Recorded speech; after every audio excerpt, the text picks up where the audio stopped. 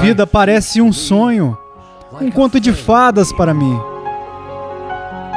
Muitas vezes eu fico impressionado e atordoado por sua misericórdia e amor. Oh, quão bom Deus foi comigo!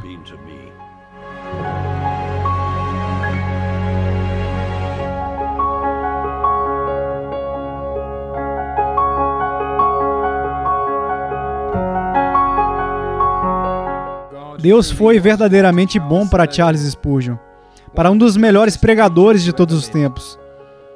Durante a sua vida, Spurgeon pregou para grandes multidões.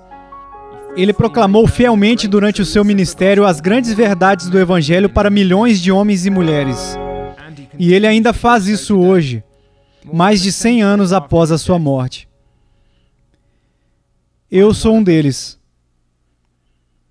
Meu nome é Jeremy Walker e eu sou pastor e pregador da Igreja Batista Maidenbower. Quando eu era criança, eu ouvia o nome de Spurgeon com muita frequência. No entanto, pela primeira vez, eu de fato o conheci lendo um livro na minha sala na universidade.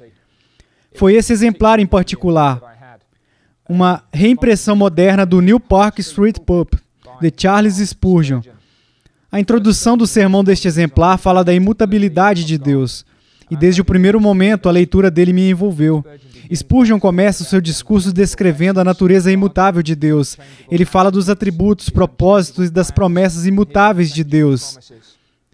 No entanto, a passagem que chamou a minha atenção foi a que descrevia os imutáveis avisos de Deus. Spurgeon escreveu: a Bíblia diz, você deve crer ou será condenado. Observe que os avisos de Deus são tão imutáveis quanto o próprio Deus.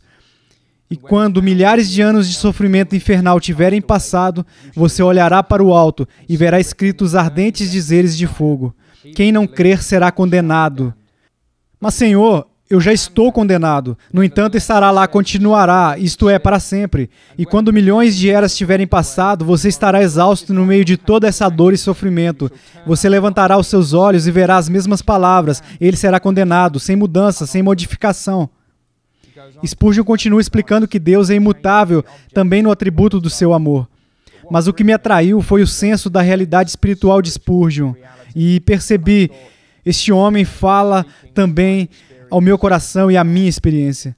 A partir daí, mudei para exemplares como O Santo e o Seu Salvador, que é um livro esplêndido descrevendo um relacionamento adorável entre um pecador e o seu Salvador, o Senhor Jesus Cristo. E depois também fui para sua autobiografia, porque eu queria saber mais sobre o homem que pregava assim. E é por isso que estamos aqui agora, porque os sermões de Spurgeon permanecem nas mentes e nos corações de inúmeras pessoas ao redor do mundo.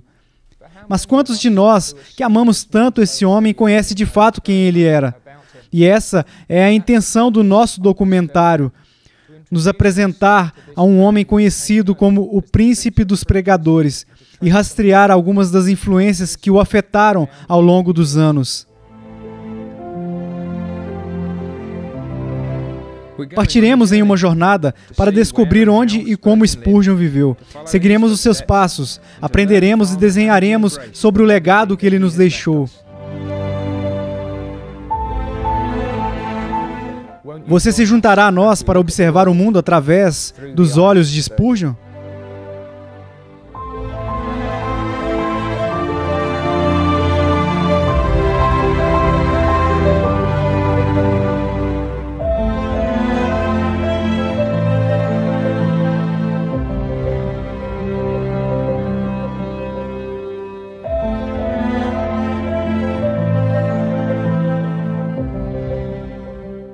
Na biografia de Charles Spurgeon, W. Y. Follett escreveu: em seu lugar debaixo do céu, Essex, como Nazaré antigamente, está localizada perto da artéria do tráfego mundial, mas está fechada para isso.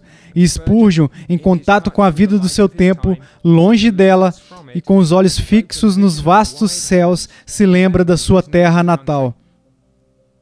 Essex é onde a história de Charles Spurgeon começa, bem aqui na pequena vila de Kelvedon. Na casa atrás de mim, John e Eliza Spurgeon deram as boas-vindas a seu filho mais velho, Charles, no mundo em 19 de junho de 1834. Ele foi o primeiro dos 17 filhos, dos quais apenas 8 sobreviveram à infância. A juventude de Spurgeon em Kelvedon foi curta. 10 meses após o seu nascimento, ele se mudou com a sua família para Colchester. E 4 meses depois, Charles, então com 16 anos, foi morar com os avós James e Sarah em Stambourne. Por que John e Eliza mandaram o filho para morar com os avós? Nós simplesmente não sabemos. Mas uma coisa nós podemos dizer com certeza, é que, embora possa parecer estranho para nós, foi exatamente o que Deus planejou para Spurgeon. Foi aqui que Deus começou a atrair Charles para si mesmo. O ancião Spurgeon, James, ministrou na casa de reuniões de Stambourne, que abrigava uma congregação surpreendentemente grande desde 1810. A casa de reuniões foi uma das últimas brasas ardentes do puritanismo, uma forma de cristianismo conhecida por sua doutrina exaltante de Cristo e intenso compromisso com a santidade pessoal. O ancião Spurgeon teve uma forte compreensão das Escrituras e dos escritos dos puritanos. De fato, um dos ouvintes de James disse certa vez: "Eu poderia voar com esta comida celestial, mesmo entre as águias." Sem dúvidas, o Senhor sabia exatamente o que pretendia quando trouxe o pequeno Charles aqui. Anne, de 17 anos e ao mesmo tempo filha mais nova de James e Sarah, ficou muito feliz com a presença de Charles na casa deles. Imediatamente, ele começou a receber o amor e o carinho dela. De certa maneira, ela era sua segunda mãe. E ela cuidou dele como se fosse um filho dela. Ela o ensinou a engatear, andar e falar. Ela também era uma cristã ávida e fez de tudo pelo crescimento espiritual dele por intermédio do seu exemplo diário. Havia um cavalo de balanço infantil em Stambourne. Este foi o único cavalo que eu gostei de montar. Animais vivos tendem a ser muito excêntricos nos seus movimentos, e a lei da gravidade geralmente me leva a um nível inferior ao da sela. Portanto, eu não sou um amante notório dos cavalos, mas posso testemunhar sobre o meu corcel em Stambourne. Ou seja, ele era um cavalo no qual até um membro do parlamento poderia se manter montado. Em 1696, o governo impôs um imposto para cada janela de uma casa. Isso fez com que muitas janelas fossem emparedadas. Para o pequeno Charles, aumentou a emoção de subir aos andares superiores. Ele não tinha ideia das aventuras que aguardavam ele atrás da porta fechada de um quarto escuro. Aqui estava um verdadeiro tesouro. Uma grande biblioteca pastoral estava diante dele. E quase que imediatamente ele tropeçou em um livro que permaneceu próximo ao seu coração pelo resto da sua vida. Um livro que ele iria ler mais de 100 vezes. O Peregrino, por John Bunyan. Dentro daquele quarto escuro eu fiquei cara a cara com aqueles autores antigos quando eu ainda era jovem e nunca fui tão feliz quanto eu ficava na companhia deles. Charles passou horas neste quarto e devorou as obras dos santos dos tempos antigos. Em muitos casos, eles eram os famosos puritanos. Ler era uma grande fonte de prazer para Charles. No entanto, ele não passava o seu tempo apenas com seus livros. Sua tia Anne se lembra da conversa em família a respeito de um membro da congregação que estava causando muitos problemas ao avô James. Ok, quando eu tinha 16 anos, tínhamos uma tarefa na escola para escrever, não sei ao certo como era chamado, um estudo sobre alguém na história, então eu decidi escrever sobre o meu tataravô. Sendo assim, comecei a procurar as histórias sobre ele nos livros. Portanto, esta é uma das histórias que eu li sobre um homem chamado Rhodes. Esse cara bebia muito e causava grande tristeza ao pastor. Então ele disse: "Eu vou matar o Rhodes." Eu achei um tanto forte, então ele foi ao pub. E quando ele voltou, ele disse: "Eu matei ele. O que ele fez? O que ele fez com ele?" E esse cara Rhodes volta e pede desculpas por beber e confessa que ele de fato não estava seguindo o Senhor como deveria seguir. Aparentemente, ele estava sentado em um bar, fumando cachimbo e tomando uma cerveja, quando o pequeno Charles entra, aponta um dedo para ele e diz: "O que fazes aqui, Elias? Sentado com os ímpios? Você é um membro da igreja? E você está partindo o coração do seu pastor? Eu tenho vergonha de você. Eu nunca partiria o coração do meu pastor." Enfurecido com o comportamento de Charles, Rhodes foi para a mansão. Durante a jornada, no entanto, a sua raiva foi diminuindo gradualmente e ele começou a pensar seriamente sobre suas ações. Quando ele chegou na casa dos Spurgeon, ele veio com o coração arrependido. Os problemas foram resolvidos e um bom relacionamento foi restaurado. Spurgeon amava o seu tempo em Stambourne, e especialmente o seu avô. Lembro-me quando me despedi do meu avô, com quem eu fui criado quando criança. Quão triste eu me senti por me separar dele, um grande problema para a minha curta vida. O vovô também parecia muito triste e choramos juntos. Ele não sabia o que dizer para mim, mas ele disse: ouça, criança, hoje à noite, quando a lua brilhar e você olhar para ela, não se esqueça que é a mesma lua que o seu avô estará olhando. E então, eu amava a lua durante a minha infância, porque eu pensei que se os meus olhos estivessem nela, eles poderiam ver o meu avô.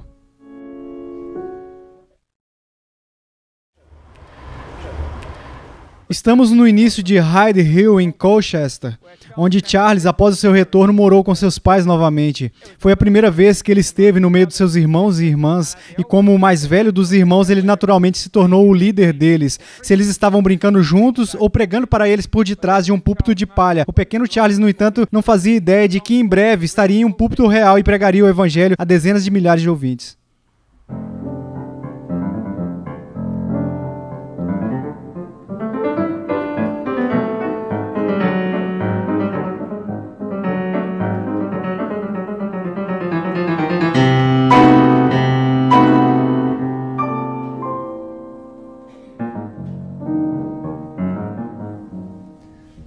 Charles tinha 10 anos quando voltou para os seus pais e irmãos. No entanto, Stambourne continuou a desempenhar um papel crucial na sua infância. Bem aqui, ao visitar os avós, ele conheceu Richard Neal, ex-missionário na Índia e na Rússia a serviço da Sociedade Missionária de Londres. Na época, Neal estava servindo a várias igrejas em toda a Inglaterra. Ao viajar de cidade em cidade como pregador itinerante, Neal chegou a Stambourne em 1844. Ao visitar os Spurgeons mais velhos, Neal conheceu o jovem Charles. Ele ficou surpreso com o modo como o garoto dominava sua fala e como ele era eloquente. Algo para Neal, seja uma intuição ou a inspiração interior do Espírito Santo, disse que esse menino era excepcional. Nos dias seguintes, Neal passou muitas horas orando e ministrando ao menino. Entramos juntos no caramanchão e da maneira mais adorável, ele me falou do amor de Jesus e das bênçãos que advém de confiar nele e amá-lo na infância. Com muitas histórias, ele pregou Cristo para mim e me disse como Deus havia sido bom para ele. Então oramos para que eu conhecesse e servisse ao Senhor. Lá no caramanchão, ele se ajoelhou e orou com os braços em volta do meu pescoço. Ele causava uma impressão insatisfeita se eu não continuasse um tempo com ele no intervalo dos cultos. Ele ouvia com amor paciente a minha conversa infantil e, em troca, ele me agraciava com lições graciosas. Por 3 dias consecutivos, ele me ensinou e orou comigo. Antes de Neal partir, a família se reuniu para orar pela manhã. E durante esse momento, algo inesperado aconteceu. O Sr. Neal me pegou de joelhos e disse: um dia essa criança pregará o Evangelho e ele pregará isso para grandes multidões. Tenho certeza que ele pregará na capela em Holland Hill, onde hoje eu sou o ministro. Ele falou solenemente e convidou todos os presentes para testemunharem o que ele disse. Não sabemos ao certo o que fez Richard Neal falar assim, mas suas palavras se tornaram reais. Spurgeon pregou para as grandes multidões e pregou na capela em Holland Hill. E enquanto pregava ali, se lembrou da promessa feita a Richard Neal, a promessa de cantar esse hino. Deus se move de maneira misteriosa para realizar suas maravilhas.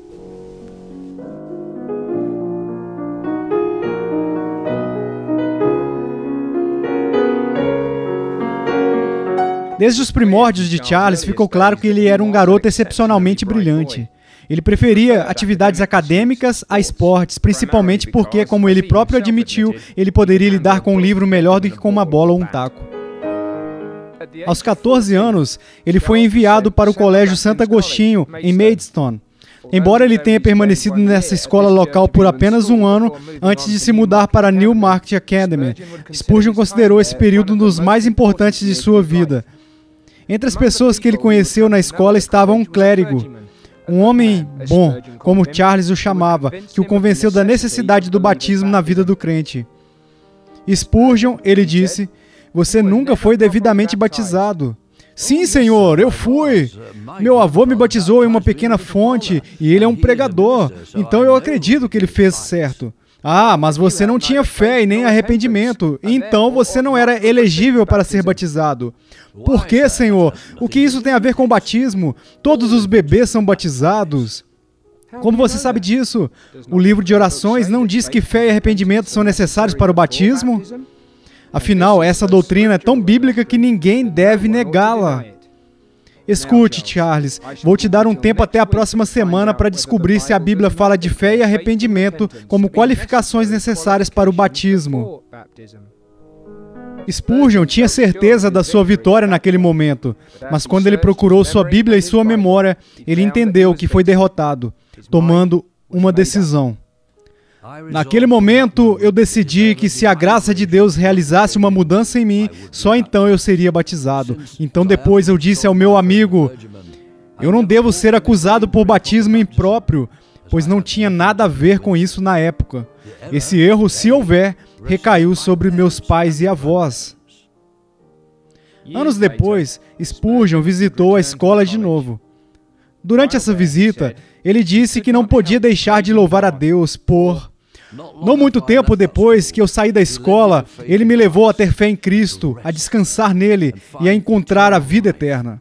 E não pude deixar de agradecer a Deus por ter frequentado a escola por 12 meses. Depois de um ano no Colégio Santo Agostinho, Spurgeon se mudou para a Newmarket Academy. Ele era um aluno muito talentoso e aos 15 anos assumiu a posição de trainee. No entanto, não foram suas realizações intelectuais e acadêmicas ou o emprego dele que tornou esse período significativo.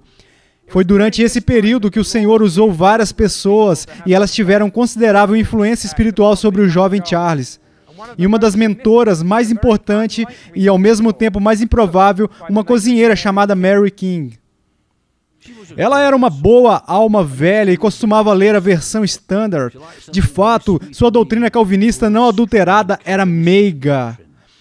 Ela vivia intensamente e se alimentava fortemente. Muitas vezes discutimos as doutrinas da graça e falávamos sobre a eleição dos santos, sobre sua união com Cristo e sua perseverança final, e o que significava piedade vital. E eu acredito que aprendi mais com ela do que eu jamais aprenderia com 6 doutores em teologia do tipo que nós temos hoje em dia. Há cristãos que professam sua fé profundamente, eles experimentam e desfrutam da religião dentro de suas almas. Eles obtêm um conhecimento muito mais profundo do que os livros podem dar a eles, embora devam estudar todos os dias. A cozinheira de Newmarket era uma mulher experiente e piedosa, e aprendi muito mais com ela do que com o pregador na capela que visitamos juntos. As instruções de Mary King tiveram uma enorme influência no jovem Spurgeon. Não apenas imediatamente, mas em toda a sua teologia à medida que ele amadurecia ao longo dos anos. Ele não era de fato convertido neste momento, embora ele tenha se envolvido gradualmente na vida da igreja local. Mas como ele foi ensinado, a convicção do pecado começou a pressioná-lo. Cheio de tristeza e tristeza na alma, Spurgeon percebeu que o pecado era algo que tinha que ser pago.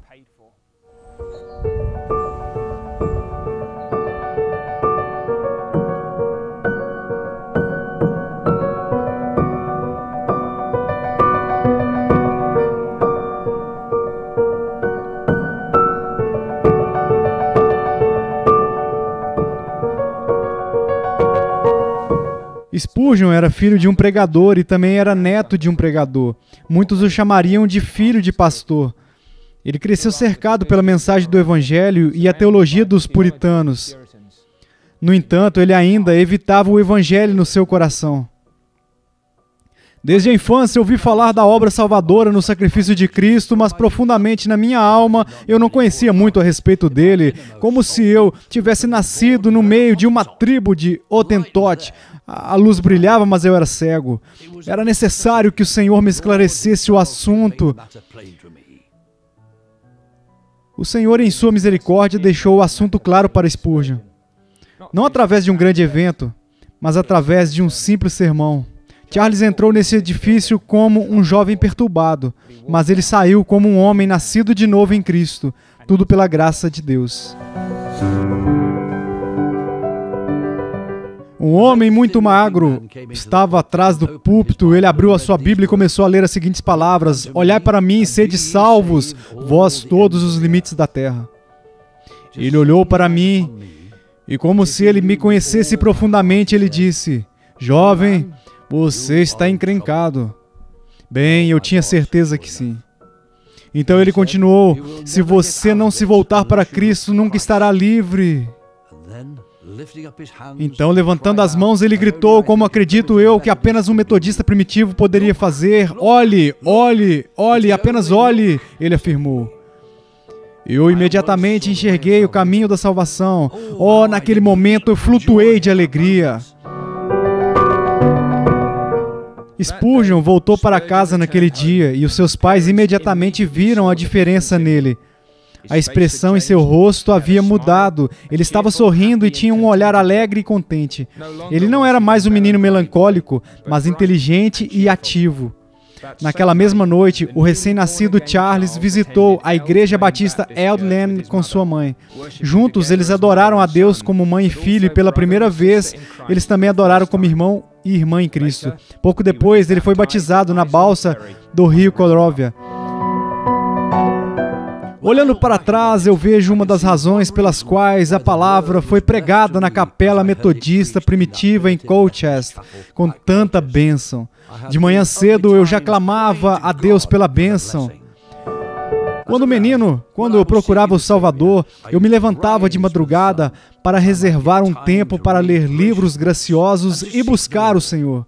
Eu me lembro do tipo de apelo que usei quando levei meus argumentos diante do trono da graça.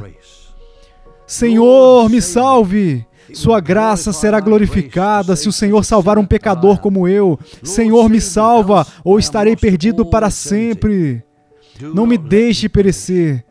Senhor, me salve. Ó Senhor, Jesus morreu em agonia e suando sangue por sua cruz e paixão. Me salve.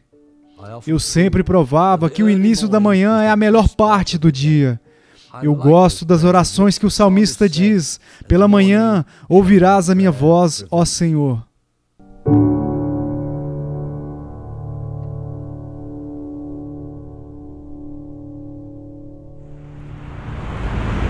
Entrar no ministério pastoral pode ser difícil, especialmente se você nunca teve bons exemplos e mentores. A primeira vez que você faz uma visita ao hospital, a primeira vez que você se senta ao lado da cama de uma pessoa que está morrendo, o primeiro funeral, ou quando você prega para as pessoas que estão ao seu redor. O próprio Spurgeon não começou neste lugar. Seu ministério não começou com uma grande fanfarra pública. Ele não começou em uma mega igreja. E ele não começou tendo seus sermões lidos por milhares de pessoas em todo o mundo. As origens de Spurgeon eram, em muitos aspectos, semelhantes às nossas, aprendendo com outras pessoas. O Spurgeon, de fato, ele começou a trabalhar no ministério distribuindo folhetos. Havia um desejo pelo evangelho que crescia dentro dele e assim ele distribuiu folhetos nas ruas para crianças e adultos na comunidade, buscando propagar as boas novas. No verão, Charles se mudou para Cambridge para trabalhar como assistente do Sr. Leering. E foi lá que ele foi de fato levado a pregar pela primeira vez. Leering disse para Charles acompanhar outro jovem que estava indo pregar porque o jovem estava ansioso, então Charles o encorajaria. Mas Leering disse exatamente a mesma coisa para o outro jovem. Eles chegaram juntos ao local, alguém tinha que pregar, então Charles assumiu a tarefa de pregar. Era uma igrejinha com algumas dezenas de pessoas, a maioria idosas. E, sem dúvida, eles já tinham escutado muitos jovens pregadores antes, mas eles ficaram impressionados com o sermão proferido por Spurgeon.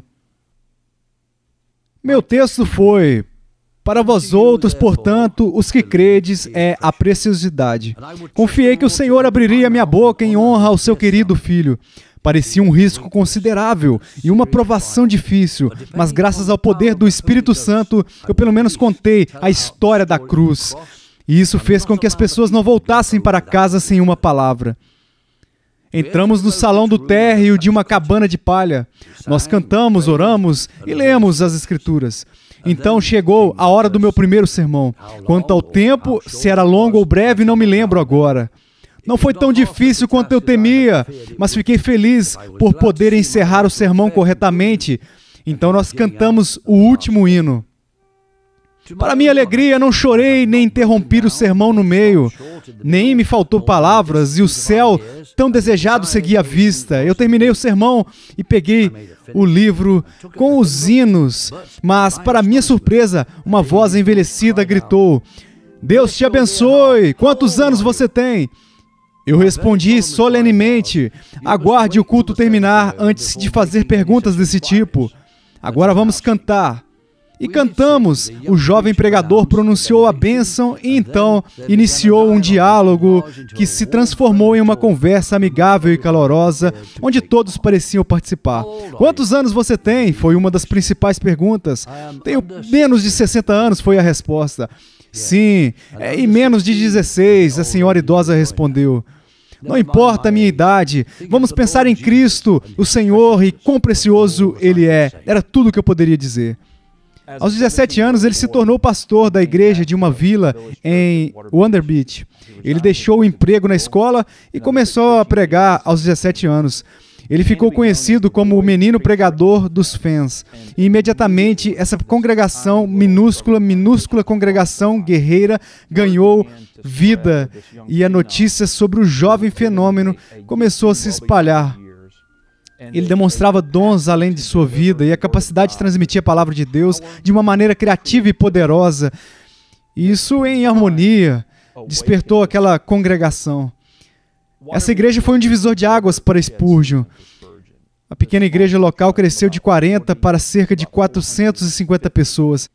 E de muitos aspectos foi um tempo em que ele se conheceu, quando a vocação dele foi confirmada e quando ele começou a perceber, de uma maneira pessoal, a magnitude da responsabilidade que Deus estava entregando para ele fazer. Ao mesmo tempo, foi um momento assim, de decisão sobre a questão da educação formal. Como um não conformista, ele não poderia entrar em Cambridge. E ele teve uma entrevista fracassada com Joseph Angus, o diretor do colégio Stepney, onde Spurgeon estava em uma sala enquanto Angus estava na outra. A recepcionista não conectou os dois. Ambos pensaram que o outro estava atrasado e ambos saíram frustrados. E isso desencorajou Spurgeon de procurar uma educação formal. Ele então refletiu sobre isso, se devia estudar ou não. E ele acreditava que o Senhor havia falado com ele em um versículo em Jeremias 45:5. Procuras tu grandezas? Não as procures. Isso levou Spurgeon a abandonar os esforços para alcançar a educação formal. De muitas maneiras, foi um passo de humildade. Não buscar o reconhecimento entre as pessoas. Isso ajudaria a não buscar uma ordenação formal, não se submetendo à ordenação formal, porque ele próprio não viu nada disso nas Escrituras. Isso levou a um declínio de doutorados, honorários, títulos oficiais e honras formais ao longo da vida. É incrível como uma carta comum pode mudar a sua vida. Talvez uma carta daquele homem ou daquela mulher, ou uma carta oferecendo o seu primeiro emprego. No final de 1851, Charles recebeu exatamente essa carta. Ele foi convidado para vir e pregar na capela da New Park Street, localizada nesta parte de Londres. A capela havia sido fundada 200 anos antes pelos batistas da era puritana. Em seu púlpito passaram seguidores devotos da fé como Benjamin Keach, John Gill e John Ripple. Apesar de sua antiga glória, em 1853 a capela da New Park Street estava em declínio. Em novembro de 1853, Spurgeon falou lá numa reunião da Cambridge Sunday School Union. Entre os participantes estava um homem chamado George Gould. E o Sr. Gould notou os dons únicos de Spurgeon. Ele ficou impressionado com o poder dele no púlpito. Então, ele chamou um senhor chamado William Wane, um diácono da capela da New Park Street. Ele sabia que eles precisavam de um pregador e que lá era uma igreja com uma grande reputação. Homens como Benjamin Kitt, John Gill serviram como pastores lá. John Rippon permaneceu no ministério por 63 anos antes de partir. Era uma igreja com uma grande história, mas embora tivesse capacidade para cerca de 1.200 pessoas, a congregação atual tinha apenas 200 membros. Então eles fizeram um convite para Spurgeon vir pregar. Spurgeon, ainda tão jovem, achou que havia algum equívoco e que o convite pertencia a outro homem chamado Spurgeon. No entanto, depois de esclarecer que de fato era ele foi à capela e pregou. A capela da New Park Street estava localizada na margem do sul do rio Tamisa, na parte industrial da cidade. No entanto, a igreja estava ciente que ele tinha potencial. Provavelmente toda a igreja que procura um pastor diz a seus candidatos que eles têm potencial. Mas eles perceberam seu verdadeiro potencial e convidaram Spurgeon para pregar. Ele pregou em um domingo. Eles o convidaram de volta em outras ocasiões ao longo do mês de janeiro de 1854. E no momento em que ele terminou seu último compromisso de pregação formal, a New Park Street já estava planejando nomear Spurgeon e uma oferta e compromisso com ele. Eles pensaram, eu suponho, que havia um Michael Jordan diante deles, o único pregador desse tipo em uma geração, um homem de talento único que, apesar de ter apenas 19 anos de idade, eles deveriam recrutar, pois seria por meio dele que Deus realizaria grandes coisas. E, de fato, através dele, Deus fez grandes coisas naquela igreja. Como Clive Anderson descreve, muitos foram e se espremiam lá nos bancos envernizados, outros estavam olhando para as portas ou pelas janelas. Sem pensar em saúde ou segurança, os corredores ficaram lotados. Alguns se sentavam nas escadas do púlpito e outros estavam empolerados como pássaros na janela. O Crystal Palace foi de fato ideia do príncipe Albert, marido da rainha Vitória. E meio assim, foi uma loucura de um homem rico, de certa maneira, assim, uma enorme catedral que poderia acomodar mais de 20 mil pessoas. Em 7 de outubro de 1857, Spurgeon pregou para 23.654 pessoas. A maior multidão para quem ele já tinha pregado, sem amplificação moderna ou grandes caixas de som. E esse sermão, especificamente, se tornou assim, uma parte de uma lenda de Spurgeon. E dado assim, o tamanho daquela multidão e a capacidade para aqueles que estavam reunidos para ouvir esse homem pregar. Em 1857, um dia ou dois antes de pregar no Crystal Palace, eu fui lá para decidir onde a plataforma ia ficar e para testar as propriedades acústicas do prédio. E eu clamei em voz alta: "Eis o Cordeiro de Deus que tira o pecado do mundo!" Em uma das galerias, um trabalhador, que ele não sabia de nada do que estava sendo feito, ouviu aquelas palavras, e elas foram como uma mensagem do céu para a alma dele. Ele foi ferido com uma convicção por conta dos pecados, largou as ferramentas e foi para casa, e depois de uma temporada lutando espiritualmente, encontrou paz e vida ao abraçar o Cordeiro de Deus.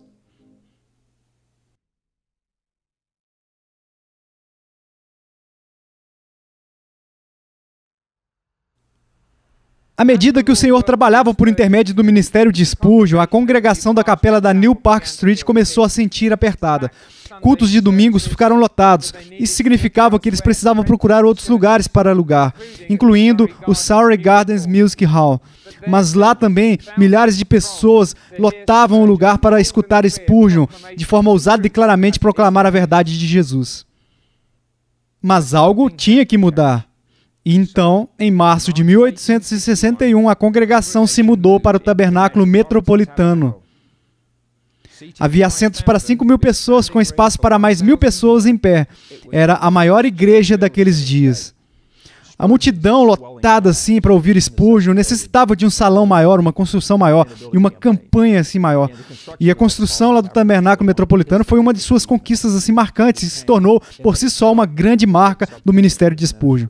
Ele escreveu para muitas pessoas solicitando ofertas e ele recebeu doações de muitas pessoas, até mesmo que não faziam parte daquela congregação, porque as pessoas perceberam a importância do que estava acontecendo naquele lugar. Ele escolheu o nome tabernáculo para o projeto do edifício de uma maneira muito intencional.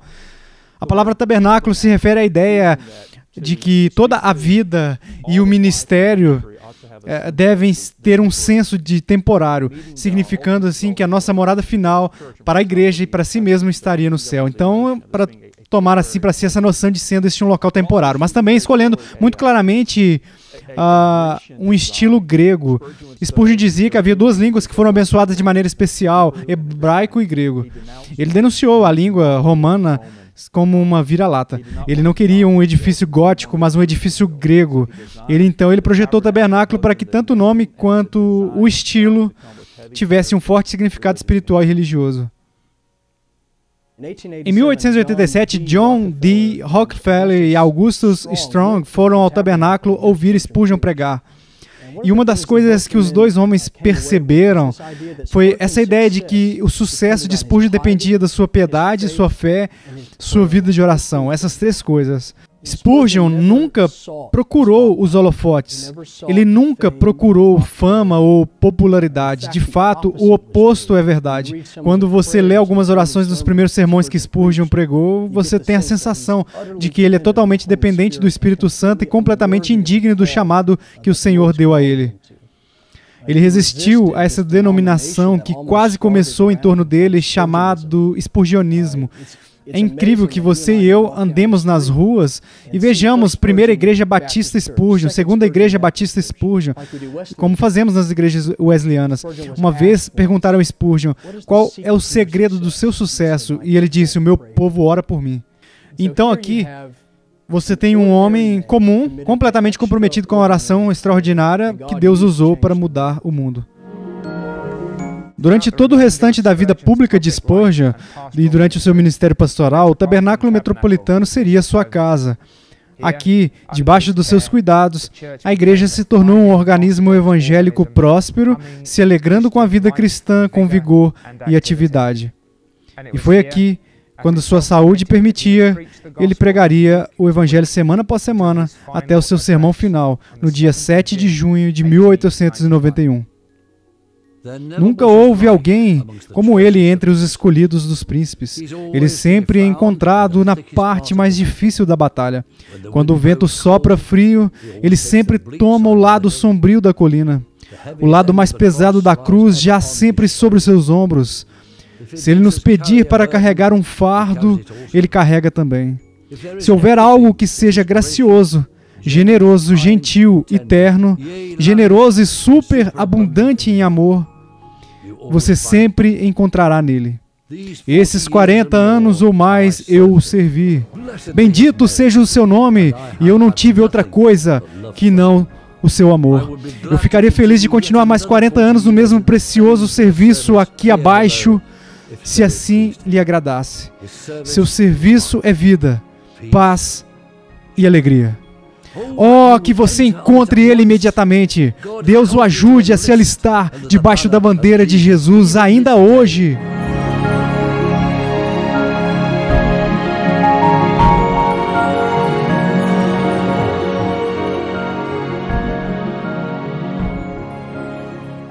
Alguns dizem que para melhor ou para pior, a tecnologia fez todos os ministérios locais em um ministério global.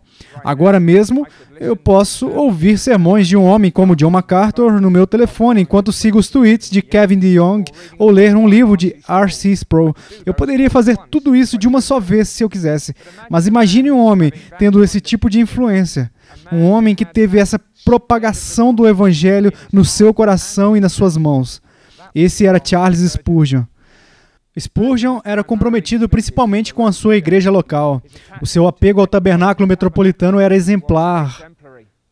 Mas a influência daquele lugar, por intermédio da sua pregação, através dos homens que ele treinou, através dos livros que ele escreveu, se espalhou para muito além. Se espalhou para toda a cidade, se espalhou para todo o país, se espalhou pelo continente europeu e chegou a lugares tão longe quanto a América e a Austrália.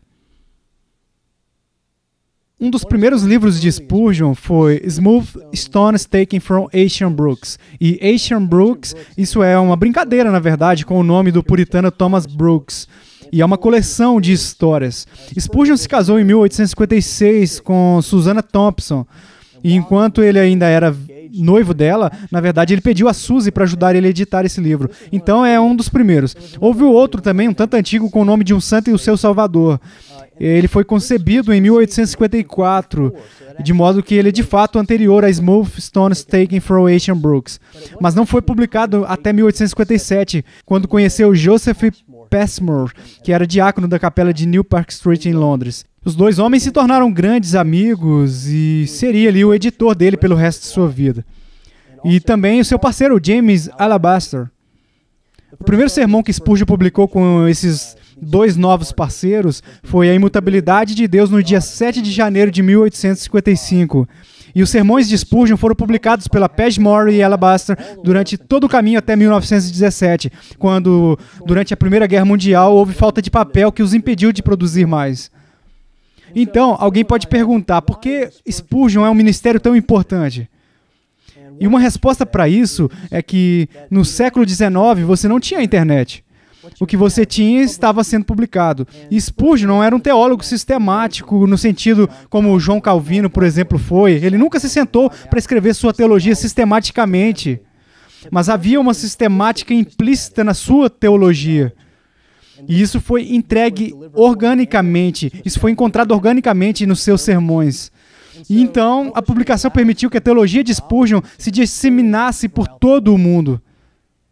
Talvez o meu livro favorito seja o último que ele escreveu. No final da sua vida, nos últimos 2 anos da sua vida, ele começou um comentário sobre Mateus chamado O Evangelho do Reino. Ele nunca terminou. Na verdade, Susana, em 1893, teve que terminar para ele e publicou 1 ano após a sua morte. Mas ele escreveu este livro principalmente em Menton. E é interessante porque durante esse período da sua vida, Spurgeon é atacado não apenas com a controvérsia do downgrade e os efeitos disso, mas também pessoalmente. Ele estava sofrendo de gota, ele estava sofrendo da doença de Bright, que basicamente é uma inflamação nos rins. Então aqui está Spurgeon no final da sua vida, cercado por controvérsia e doença, enfermidade e perda. E se você ler o Evangelho do Reino, você sente que Spurgeon, ele tem um otimismo e uma alegria que permeia até as circunstâncias mais difíceis. Portanto, mesmo no final, a alegria de Spurgeon pode ser vista no seu comentário. E é aquele que eu sempre amei. Quando pensamos sobre o legado de Spurgeon, isso vai além do tabernáculo metropolitano e do seu ministério de púlpito. O primeiro e mais importante ministério que Spurgeon teve, além da sua igreja e ministério de púlpito, era o colégio de pastores. O apóstrofo veio depois do S, era um colégio para pastores. E não era tanto uma faculdade para teólogos ou acadêmicos, mas para aqueles que se dedicam a servir a igreja local. E isso realmente reflete no coração de Spurgeon, assim, para o ministério e o coração dele para a igreja local e o que ele entendeu que um pregador deve ser, ser pastor também. Spurgeon foi claro, Charles Spurgeon não pode nomear um ministro. O colégio de pastores não pode fazer um ministro. Só Deus pode fazer um ministro. Ao mesmo tempo, embora ele entendesse que um ministro é uma espécie de ferramenta bruta a ser lapidada, moldada e refinada, e assim Spurgeon era eminentemente qualificado para conduzir aqueles chamados ao ministério, investir neles, para dar a eles um estudo rigoroso, para polir eles e fazer com que eles terminassem a graduação dentro do seu tempo, mais equipados, mais refinados, mais capazes de pregar e ensinar a palavra de Deus e ministrar ao rebanho de Deus. Do colégio, diria Spurgeon, o nosso principal negócio é estudar as Escrituras. 3 requisitos primários. Primeiro, que uma pessoa ela deveria realmente ter nascido de novo. Em segundo lugar, devia demonstrar assim um chamado de Deus na vida delas e acreditar que de fato tivessem sido provadas. Em terceiro lugar, eles teriam que ter pregado por pelo menos 2 anos para que eles já tivessem alguma experiência, mas também que o chamado deles estivesse sendo confirmado até certo ponto. Ele ia perguntar aos candidatos quantas vezes você ganhou almas para Cristo. Você já ganhou almas hoje para Cristo? Ele ia dizer. A mensalidade, a hospedagem, a alimentação, tudo isso era coberto. Apenas um estudo comum em ter as suas vidas afetadas pelo próprio Spurgeon. Spurgeon demonstrou grande interesse pelos homens que estudavam ali. Ele não só os ensinou, mas ele também permitiu que eles estivessem próximos a ele, para onde eles, em essência, assim, perceberiam que o ministério deveria tratar também.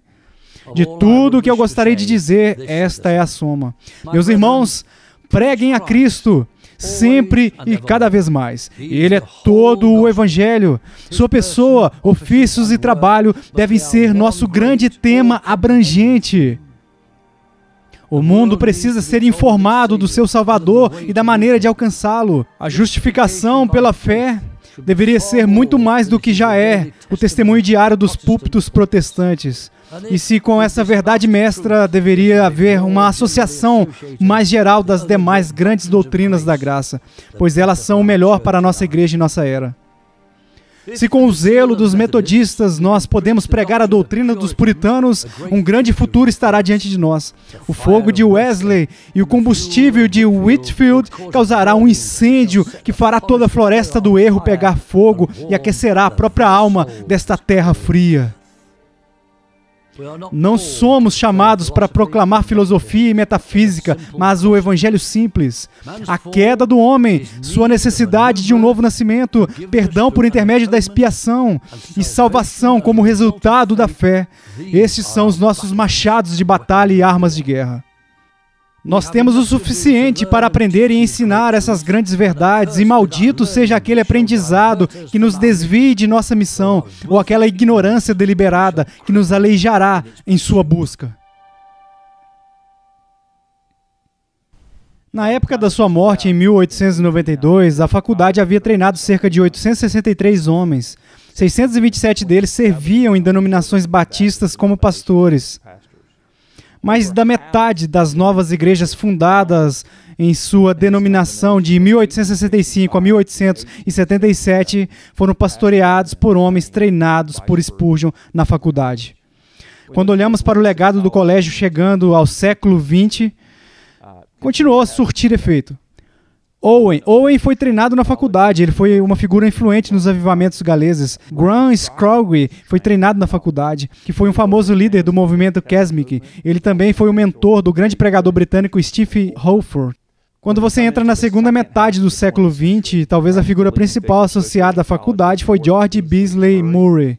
Ele liderou a faculdade por 15 anos antes de se mudar de volta para o outro lado da costa para servir como professor do Novo Testamento no Seminário Batista Teológico em Kentucky.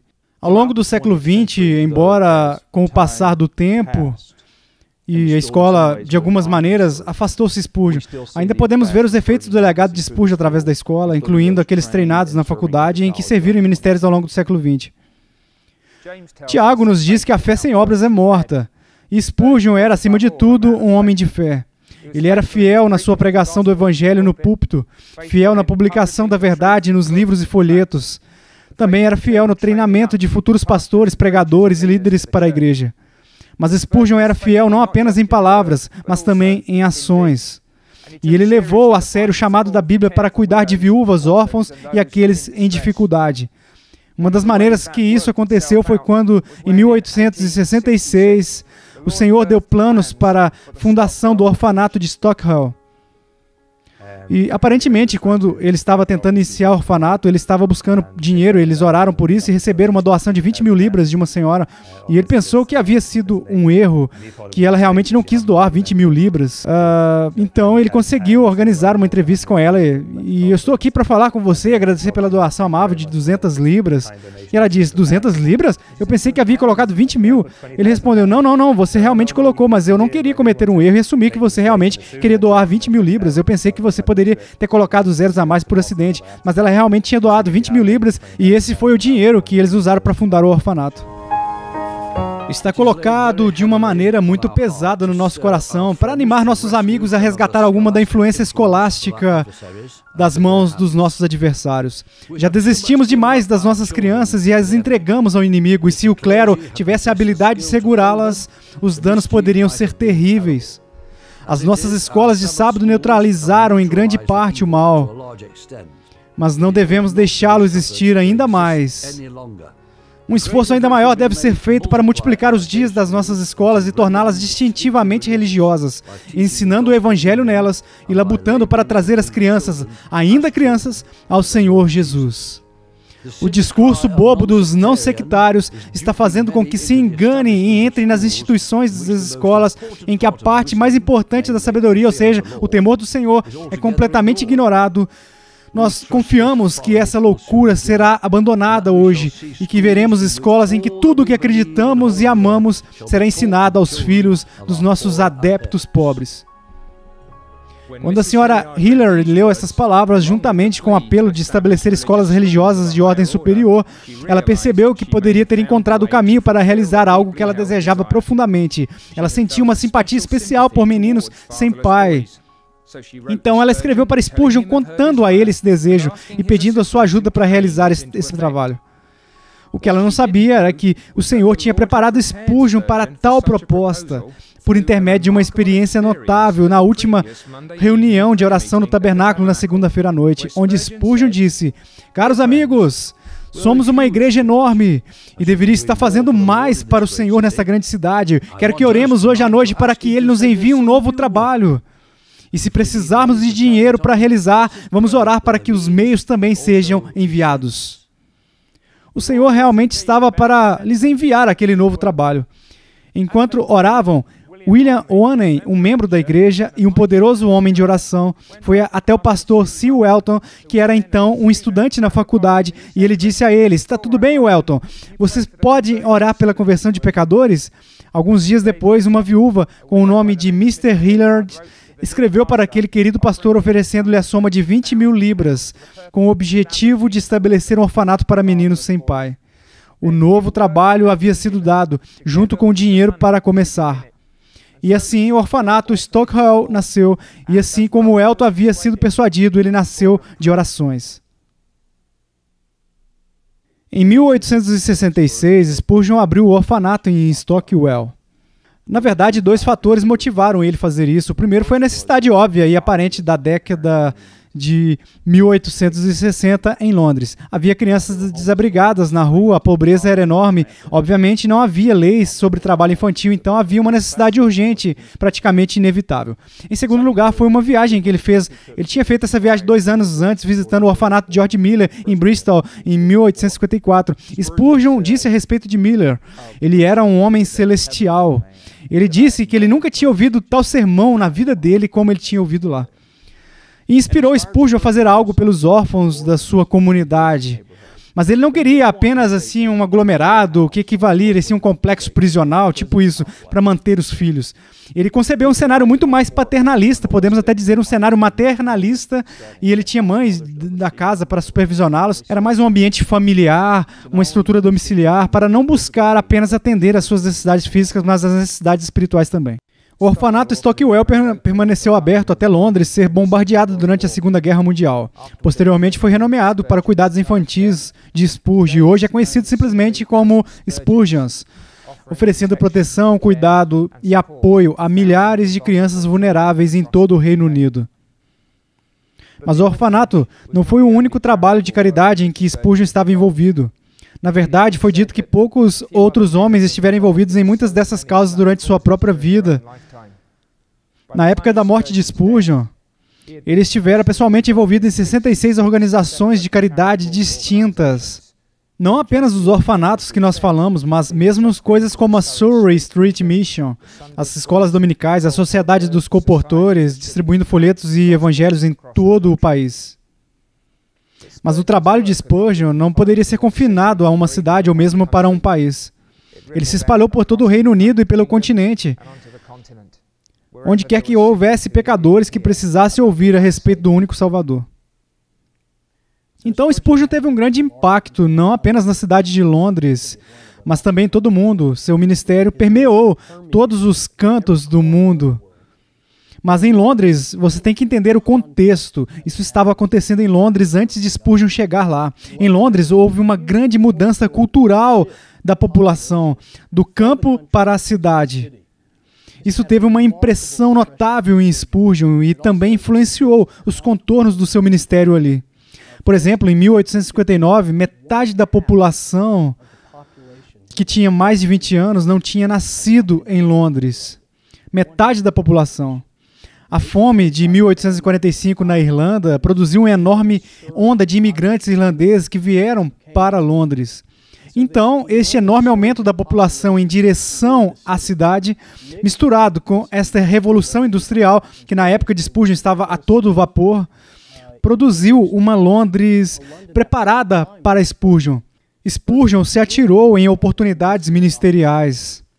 E havia muitos para serem alcançados. O surto de cólera de 1845 produziu uma enorme doença na área de Londres onde Spurgeon era um ministro. Spurgeon ia de porta em porta, de casa em casa, ministrando aos enfermos e moribundos. É incrível, ele nem mesmo sequer chegou a contrair a cólera durante aquele surto. Esta foi uma época em que as condições de vida em Londres eram deploráveis. As mães jogavam seus bebês no rio, porque elas não eram capazes de alimentá-los. Essa foi uma época em que Londres não podia cuidar dos vivos e nem dos mortos. Na Anne Street Baptist Church, por exemplo, você poderia entrar pela porta da frente e realmente enxergar os cadáveres empilhando-se sobre o piso do santuário entre as tábuas. Então, de várias maneiras, Londres estava preparada para Spurgeon, que ele mesmo veio do campo para a cidade quando ele tinha 19 anos e falava em uma linguagem que a pessoa comum pudesse entender. Se você quiser ouvir um sermão filosófico e educado, que o pregador apenas ia ler um manuscrito muito estoicamente, você poderia ir à igreja de Leiden. Se você quisesse ouvir uma oratória embelezada e sofisticada, você poderia ir aqui em Pushman. Mas se você quisesse ouvir Spurgeon, se você quisesse ir onde as pessoas estavam, onde as massas estavam, você teria que ir, como eles diziam, atravessar o rio até a casa de Charles. E foi aí que o ministério de Spurgeon se desdobrou. Vincent van Gogh, antes de se tornar um artista impressionista, estava tão hipnotizado pela pregação de Spurgeon que ele mesmo tentou ser um pregador, muito antes de se tornar um artista. E se você ler as cartas que ele escreveu ao irmão, você tem o impacto que Spurgeon teve sobre este jovem artista. Então, a Londres vitoriana se tornou um centro e um ponto de acesso e um destino global. Não apenas o campo missionário de Spurgeon veio até Londres para ouvi-lo pregar, mas também levaram o ministério de Spurgeon para o redor do mundo. Os sermões de Spurgeon foram distribuídos durante a vida dele, cerca assim, de 56 milhões de cópias antes de 1892. Essas cópias foram encontradas nas mãos de pregadores no Tennessee, no Sri Lanka, cristãos na China, pescadores no Mediterrâneo. Um prisioneiro aguardando a execução na América do Sul foi visto também pela última vez lendo um dos sermões de Spurgeon antes de ser linchado até a morte. Então, Spurgeon não era apenas um fenômeno de Londres. Spurgeon foi um fenômeno global. E o seu ministério se tornou viral em apenas alguns anos. Na celebração do jubileu de Spurgeon em junho de 1884, o evangelista americano D.L. Moody se dirigiu aos presentes no tabernáculo metropolitano. E ele disse: há 25 anos atrás, logo depois de me converter, eu comecei a ler a respeito de um jovem pregando em Londres com um grande poder e cessou o desejo de ouvi-lo. Tudo o que consegui encontrar impresso que se referia a ele, eu li com o mais profundo interesse. Em 1867, eu atravessei o mar. Quando eu cheguei a Londres, o primeiro lugar que eu me dirigi foi para este prédio.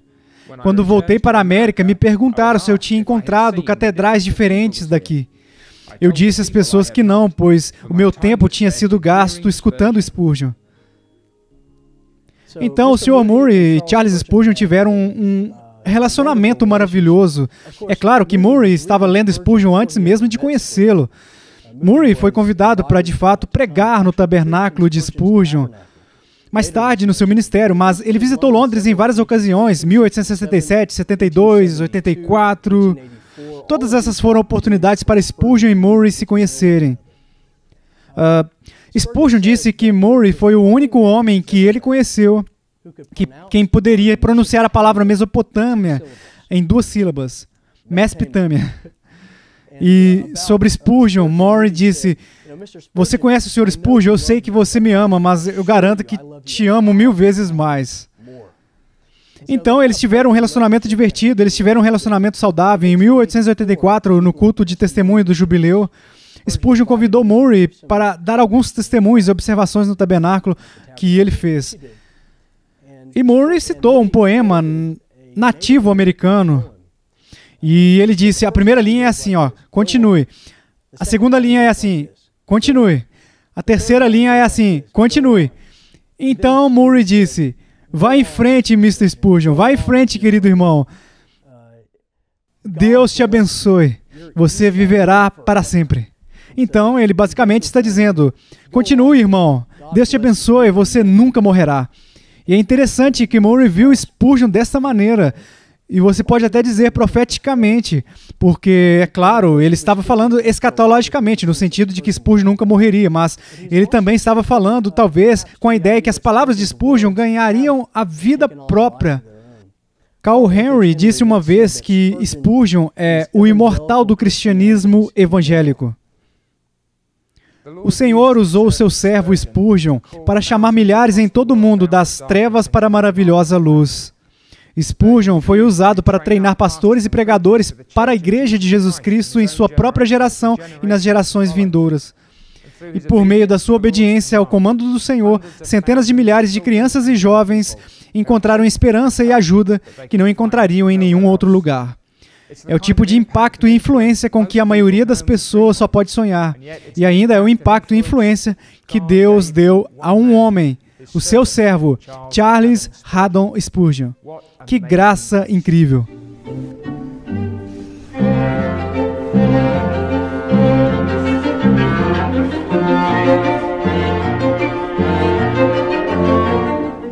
Não tenho certeza se quero saber o que se passava na cabeça da minha esposa quando ela me viu pela primeira vez na escada de um prédio lá na América. Mas quando Susannah Thompson viu Charles Spurgeon pela primeira vez, Clive Anderson disse que não conseguia acreditar no que enxergava. Os rumores sobre esse rude caipira no campo pareciam dizer apenas meia verdade. Lá estava ele, grande como a vida, ousado como o bronze e tão arrogante quanto poderia ser no que lhe dizia respeito. Suas roupas pareciam ter sido feitas por algum alfaiate de segunda categoria, certamente não à altura do outro cavalheiro inteligente que ela conhecia. Em torno do seu pescoço estava um pedaço de cetim preto que já tinha visto dias melhores. E o pior de tudo, enquanto falava, ele tirou do bolso um lenço azul medonho, coberto de manchas brancas, que ele acenava no ar enquanto falava. Se não fosse tão sério, Susannah teria dado uma gargalhada.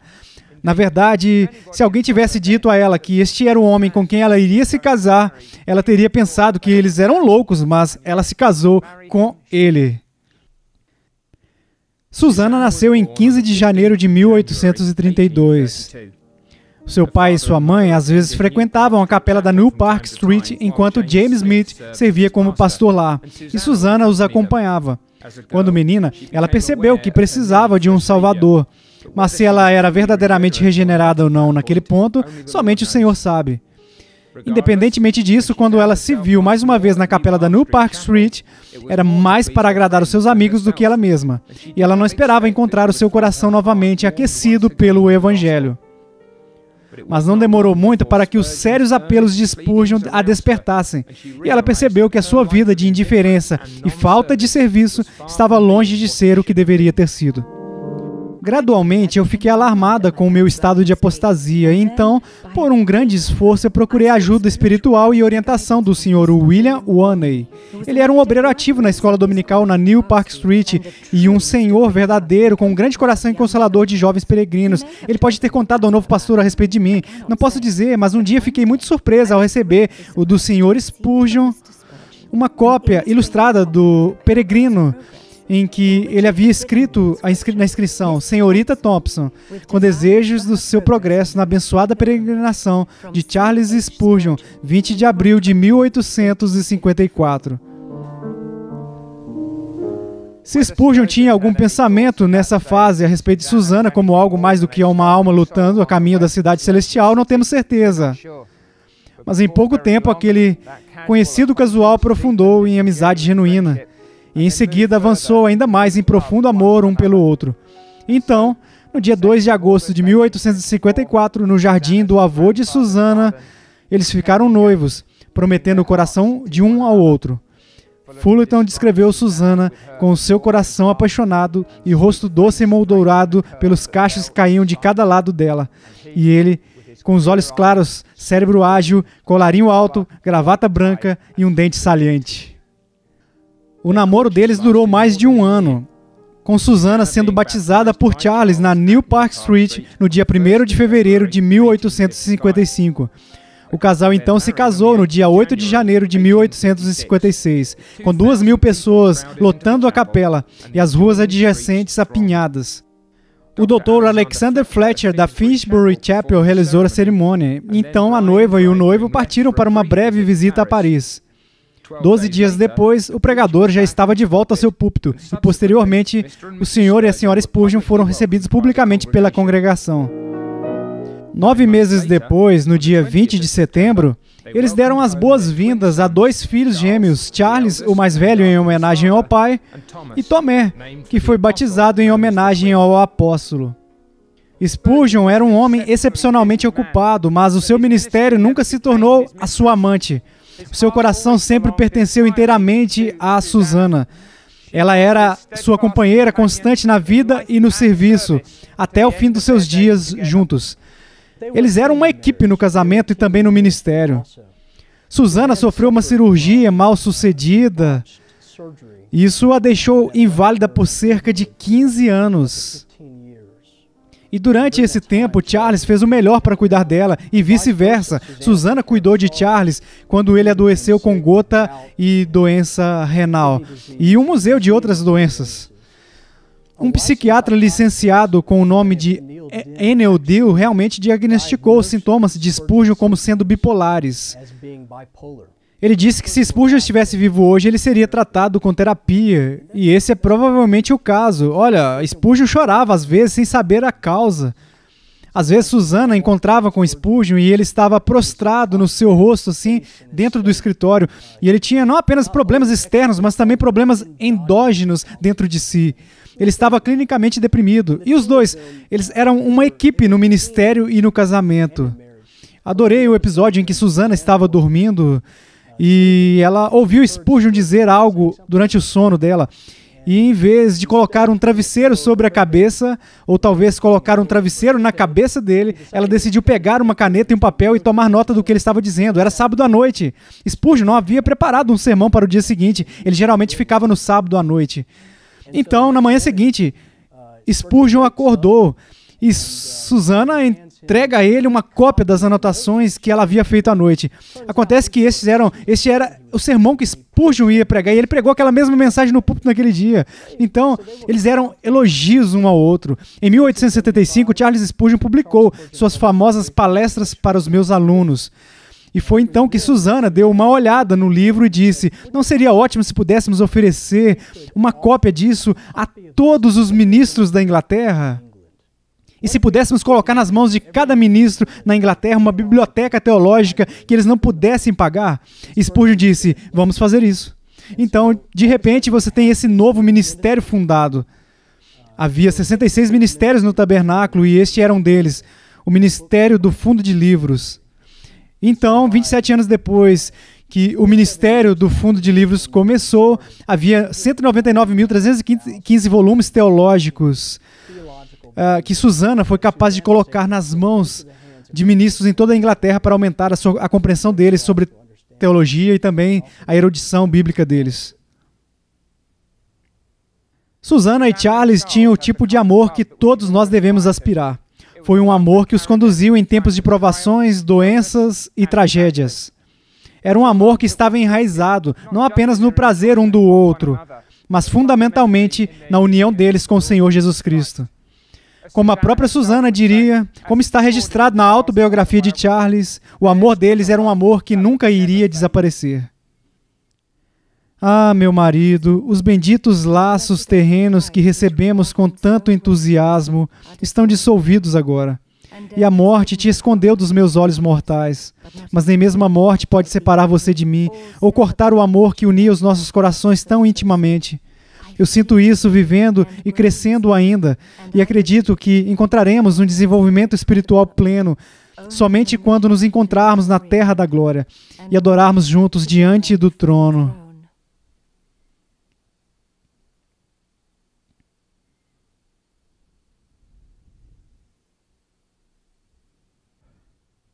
Eu não seria o primeiro pregador a dizer que todo o meu descanso é uma mudança de trabalho. Além das responsabilidades como marido, pai, filho e amigo, existem os deveres de pastorear e pregar, que parecem nunca ter fim, e muitas vezes parecem aumentar quando você está debaixo de uma pressão maior. Até mesmo encontrar um dia de folga a cada semana pode ser uma batalha. Spurgeon certamente conhecia essa batalha. Ele tinha muito pouco tempo para passatempos, além de cuidar do jardim. Susana disse que ele gostava de passar longos dias no campo. Essa foi uma de suas grandes delícias. Mas em 1860, Spurgeon estava envolvido em vários anos de ministério particularmente intenso, e ele estava completamente exausto. Ele não descansou de verdade por anos, então chegou a hora de fazer uma pausa adequada. E no verão de 1860, junho e julho, ele partiu para uma excursão pelo continente, viajando pela Bélgica, Alemanha e Suíça.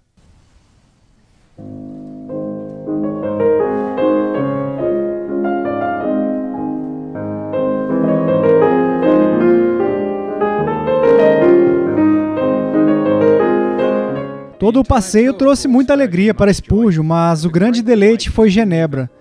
Durante os seus últimos anos, Genebra foi o coração da Reforma, a casa do teólogo francês João Calvino. Spurgeon, ele próprio, um calvinista comprometido, ficou maravilhado. Entre todos aqueles que nasceram de mulher, não surgiu um maior do que João Calvino. Nenhuma idade antes dele produziu algo igual e nenhuma época depois viu o seu rival. Em teologia, ele está sozinho, brilhando como uma estrela fixa brilhante, enquanto outros líderes e mestres só podem circular em torno dele a uma grande distância. À medida que os cometas fluem pelo espaço, com nada como a sua glória ou a sua permanência. A fama de Calvino é eterna por causa da verdade que ele proclamou. E mesmo no céu, embora possamos perder o nome do sistema de doutrina que ele ensinou, será aquela verdade que nos fará tocar harpas de ouro e cantar. Aquele que nos amou e nos lavou dos nossos pecados em seu próprio sangue e nos fez reis e sacerdotes para Deus e o seu Pai. A ele seja a glória e o domínio para todo sempre. Pois a essência do calvinismo é que nascemos de novo, não de sangue, nem de vontade da carne, nem da vontade do homem, mas de Deus. Eu preguei na Catedral de Genebra, e eu achei uma grande honra ser autorizado a ocupar o púlpito de João Calvino. Eu não acho que metade das pessoas me entenderam, mas eles ficaram muito felizes em ver e se unirem de coração à adoração, no qual eles não poderiam se juntar ao entendimento.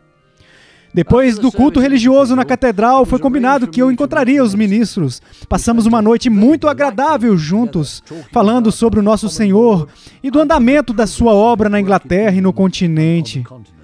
E quando eles me disseram adeus, cada um daqueles ministros, 150 ou talvez 200 deles, beijaram-me nas duas faces. Foi um prazer peculiar para mim ter a oportunidade de visitar o grande centro do protestantismo fervoroso e encontrar tantos homens piedosos e fiéis que ajudaram a manter a lâmpada da verdade brilhando intensamente. Até o dia da minha morte, lembrarei daqueles servos de Jesus Cristo que me cumprimentaram em nome do meu mestre e me amaram por causa do meu mestre. Hospitalidade sem limites, amor puro e comunhão imperturbável. Uma caneta preciosa com a qual os irmãos em Genebra escreveram seus nomes no meu coração. Afinal, saímos de Genebra e fomos para Chamonix. Então chegamos finalmente no que seria o grande prazer da nossa jornada, a passagem do Simplon. Eu não posso reproduzir para vocês os pensamentos que então passaram pela minha mente. Eu não consigo descrever as tempestades que vimos abaixo de nós quando estávamos no topo da colina. Eu não posso falar para vocês sobre os gafanhotos que vieram nas nuvens e devoraram tudo diante deles. O tempo me faltaria para falar de todas as maravilhas de Deus que vimos na natureza e na providência. Se você não pode viajar, se lembre que o nosso Senhor Jesus Cristo é mais glorioso do que tudo o que você poderia ver. Tenha uma visão de Cristo e você terá visto mais do que as montanhas, as cascatas e os vales e os mares podem mostrar a você. Trovões podem trazer o seu tumulto mais sublime e relâmpagos como sua glória terrível. A terra pode dar sua beleza e as estrelas o seu brilho. Mas todos estes juntos nunca poderiam rivalizar com ele, de quem o Dr. Watts tão bem cantou. Agora ao Senhor uma nobre canção. Desperte minha alma, desperte a minha língua. Hosana ao nome eterno e todo o seu amor sem limites proclama. Veja onde brilha na face de Jesus a imagem mais brilhante da sua graça. Deus, na pessoa do seu Filho, superou todas as suas obras mais poderosas. A terra espaçosa e o dilúvio que se espalha proclama o Deus sábio e poderoso. E tuas ricas glórias de longe cintilam em cada estrela rolante. Mas em sua aparência uma glória permanece, o mais nobre trabalho de tuas mãos. O brilho agradável dos seus olhos ilumina as maravilhas dos céus. Graça é um tema doce e encantador. Meus pensamentos se alegram com o nome de Jesus. Ó anjos, habitem no som. Céus, reflitam isso para o chão.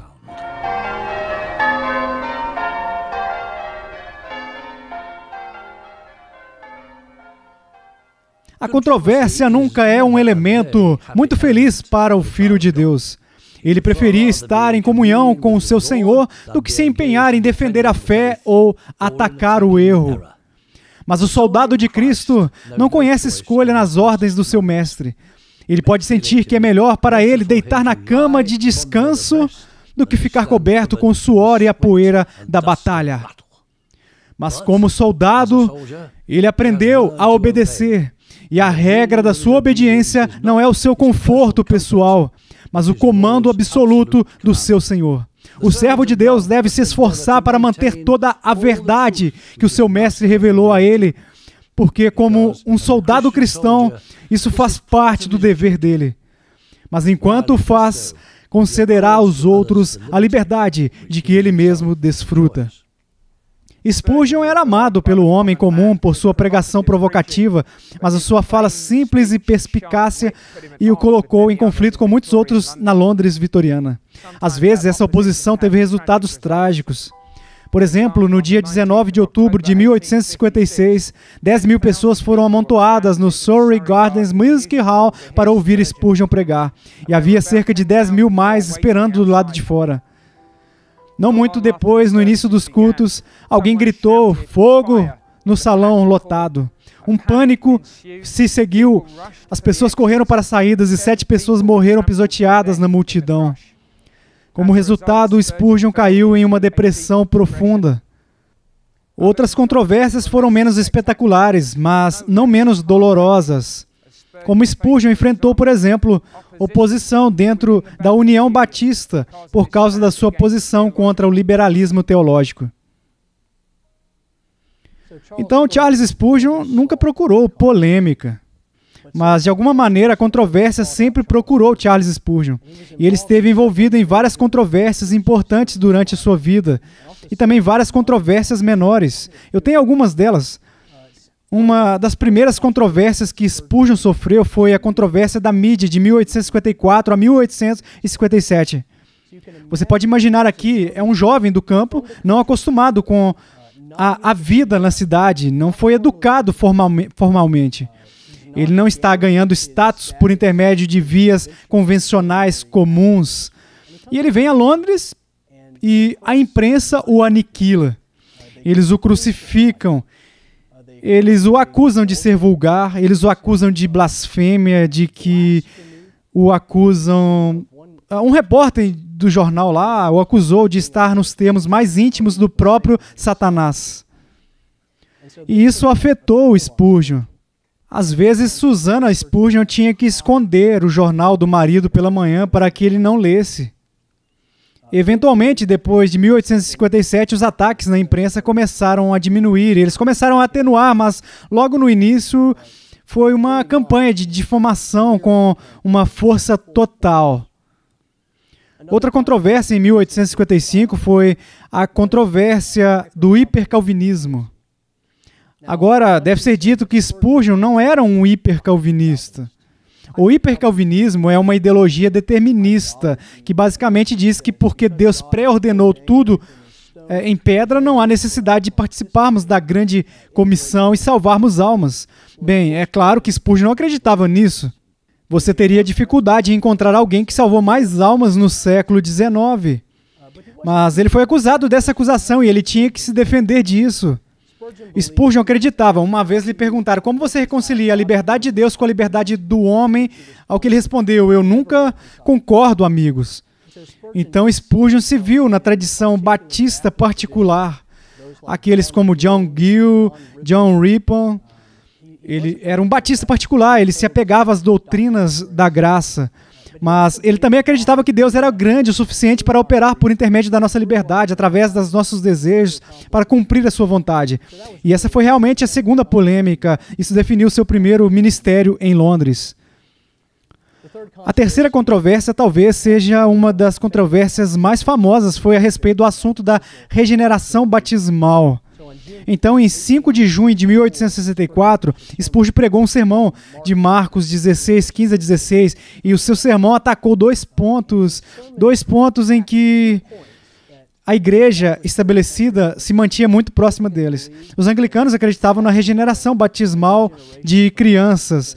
Então, Spurgeon atacou essa ideia no seu sermão, que as crianças não podiam ser regeneradas espiritualmente por causa da prática do batismo. Esse foi realmente a primeira coisa. A outra questão era essa ideia do uso do livro de oração comum. Spurgeon combateu publicamente no seu sermão essas duas questões. Depois do sermão, Spurgeon fez um comentário passageiro a Joseph Passmore, basicamente dizendo que essa polêmica era equivalente a publicar suicídio. Claro que Spurgeon não poderia ter sido mais impreciso, ele não poderia estar mais errado. Havia 200 mil cópias do sermão imediatamente exigidas. No final do ano, havia 350 mil cópias dos sermões distribuídas. No final do século, havia quase 500 mil de cópias dos sermões distribuídas. Então, realmente, esse sermão colocou Spurgeon no radar da Inglaterra, de costa a costa, e o tornou popular em áreas que ele pode não ter ficado sem a controvérsia. Claro que lhe custou muito caro. Te custou a amizade com o conde de Shaftesbury, custou-lhe sua reputação entre os anglicanos e ele saiu da aliança evangélica. Mais tarde, ele se juntou a isso. Mas a polêmica sempre colocou Spurgeon em uma postura de batalha. E isso custou um preço tremendo, não apenas dele pessoalmente, mas também profissionalmente. Quando Spurgeon enfrentou seus oponentes, raramente assim era por questões triviais. Por exemplo, na controvérsia sobre a regeneração batismal, a própria verdade do Evangelho estava em jogo. E ainda, acredite ou não, hoje, uma das coisas consideradas mais controversas sobre Charles Spurgeon é o fato dele fumar charutos. Spurgeon adorava fumar charutos. Isso também foi muito controverso na sua própria vida. Spurgeon disse uma vez, eu cultivo as minhas flores, mas eu queimo as minhas ervas daninhas. Então, a reação, é claro, a esse hábito que Spurgeon tinha foi multifacetada. Algumas pessoas apoiaram Spurgeon, algumas pessoas criticaram Spurgeon. Um homem chamado James Clark criticou Spurgeon. Na verdade, ele era amigo de Spurgeon. Também W. Hutchins escreveu uma carta pessoal mordaz para Spurgeon, alegando que este era um hábito sujo em fumar charutos e o levaria a outros pecados terríveis. Então as pessoas tinham opiniões diferentes sobre isso. Em 20 de setembro de 1874, Spurgeon convidou um dos seus amigos de Boston, um homem com o nome de George F. Pentecost, para dizer algumas palavras após o seu próprio sermão na sua igreja. E Spurgeon realmente interrompeu o seu sermão para o irmão Pentecost poder dizer, bem, George Pentecost usou esse tempo para protestar contra os males de fumar tabaco. E depois que ele terminou com o seu discurso, Spurgeon foi para a plataforma e basicamente disse, não obstante os comentários do irmão Pentecost, não obstante o que disse o irmão Pentecost, eu vou para casa esta noite e vou fumar um charuto para a glória de Deus antes de ir para a cama. Bem, queridos amigos, vocês sabem que alguns homens podem fazer para a glória de Deus o que para outros homens seria pecado. E pretendo fumar um bom charuto para a glória de Deus antes de ir para a cama esta noite. Então ele disse, se alguém pode me mostrar nas Escrituras onde não fumarás está, vou guardar fielmente esse mandamento. Então, Spurgeon, para ele, fumar tabaco não era pecado. Ele não conseguia achar que era proibido nas Escrituras. De acordo com a 1 Coríntios 8,13, Ele disse que poderia ser uma pedra de tropeço para outros, e nesse sentido pode ser um pecado. Mas não fumarás nunca esteve nas Escrituras. Então Spurgeon permitiu que essa questão fosse um teste de liberdade cristã. Não é um teste de companheirismo. A expressão fumar para a glória de Deus apenas tem um som ruim e não o justifico. Mas no sentido em que o empreguei, ainda o mantenho. Nenhum cristão deve fazer nada em que não possa glorificar a Deus. E isso pode ser feito de acordo com as Escrituras, em comer e beber e nas ações comuns da vida.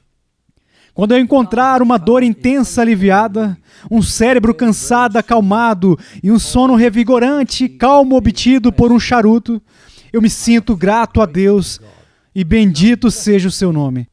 Isso é o que eu quis dizer, e de forma alguma eu usei as palavras sagradas de forma leviana.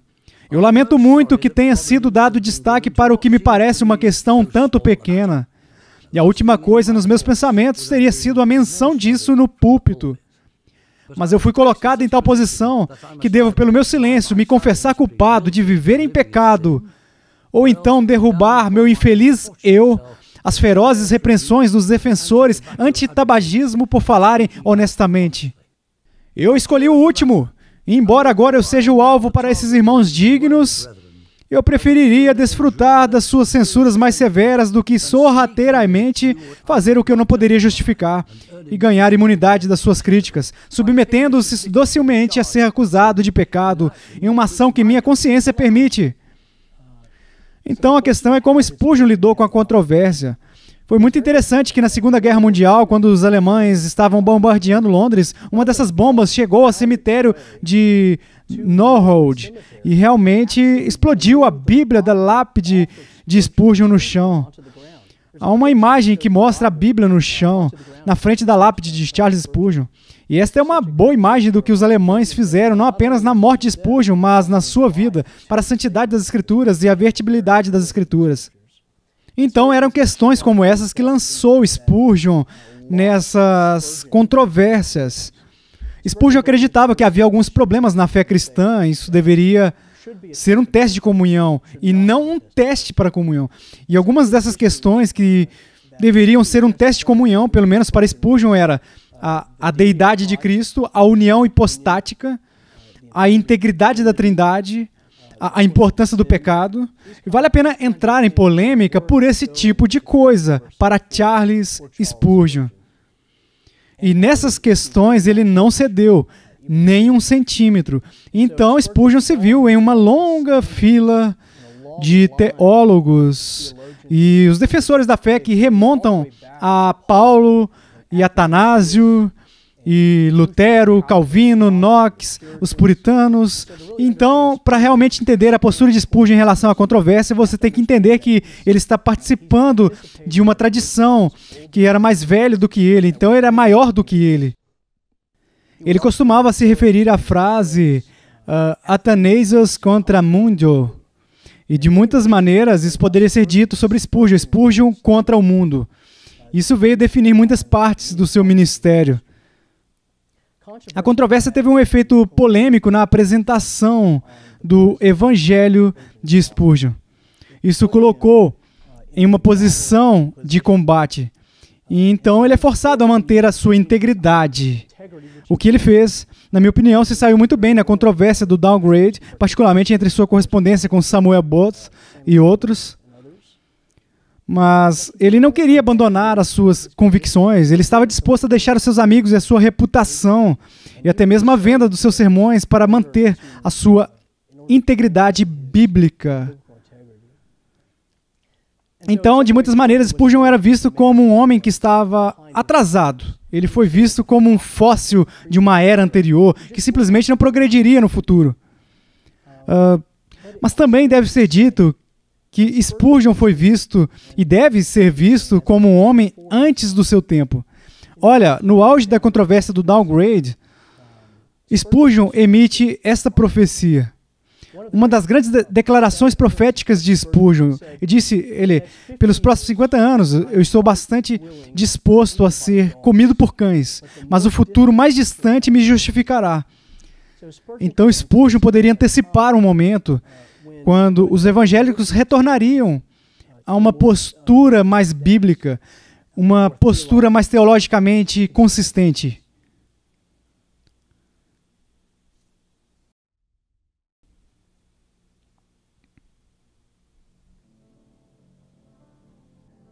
Chegou a hora de os cristãos se mexerem.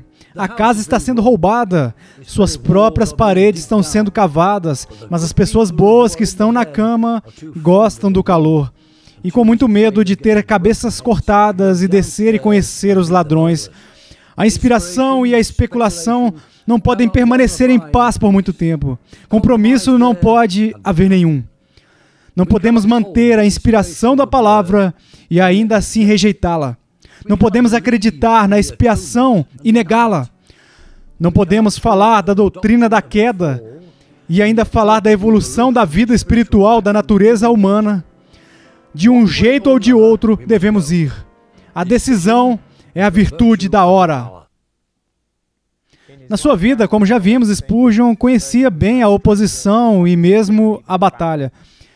Mas não havia nada para comparar com o que conhecemos hoje como a controvérsia do downgrade. Em meio a esse combate contra o liberalismo teológico, Spurgeon disse adeus a um dos seus alunos e disse que não veria o rosto dele novamente porque essa luta o estava matando. E era mesmo, como diria um dos seus biógrafos, a luta que lhe custou a vida. A controvérsia do downgrade estourou como um vulcão em 1887 e veio assim meio que do nada e se moveu e avançou em um ritmo um tanto rápido. Da época em que Spurgeon escreveu seu artigo de acusação em agosto de 1887, a espada e a espátula de outubro de 87, quando ele já havia renunciado e se retirado da União Batista. Na verdade, dois fatores levaram a isso, na opinião de Spurgeon. O primeiro foi a metodologia de alta crítica vinda da Alemanha que minou as escrituras em geral e então o darwinismo que agora estava em ascensão questionando a criação. Provenientes desses dois tributários primários era uma série de questões minando a expiação, minando uma convicção geral sobre a crença e inspiração das escrituras. E para Spurgeon, o primeiro foi uma necessidade mais percebida, uma preocupação percebida. E ele escreveu em A Espada e a Espátula, documentando e revelando isso, e foi recebido com um furor de indignação. Gente questionando sua integridade, dizendo que ele deveria apresentar evidências, o que levou a outra controvérsia com o Sr. Booth, onde Spurgeon enviou a documentação de Booth com nomes e preocupações, e Booth nunca disponibilizou isso. Levou a cisma com seu próprio irmão James. Criou uma grande fissura com aqueles que estudaram na faculdade de Spurgeon e catapultou o próprio Spurgeon para uma grande depressão. Tanto é verdade que Susana percebeu que isso o levou ao seu túmulo de forma prematura. Espero ser fortalecido para a dura tarefa que me espera, mas tento nem pensar nisso, mas apenas me abandonar a um banho de descanso. Acredito que este seja o caminho mais sábio e ainda assim eu continuo desejando fazer algo de bom ou dando algum fruto para o Senhor. Ocorrem pequenas ocasiões para isso e estou ansioso para usá-las corretamente. Agora vou precisar de sabedoria. O Senhor vai me preparar para tudo o que vai acontecer. Não acho que Spurgeon poderia ter evitado a controvérsia do downgrade. As questões deveriam ser pronunciadas. Eles pensavam que as preocupações teológicas eram muito urgentes. Acho que realmente a questão é que a história nos implora para perguntar Spurgeon deveria ter renunciado tão abruptamente? Ele poderia ter afetado o sindicato positivamente se ele tivesse ficado nele e procurado agitar por dentro? Ou foi o sindicato mais bem servido e a igreja servida de forma melhor para ele se afastar e agitar externamente?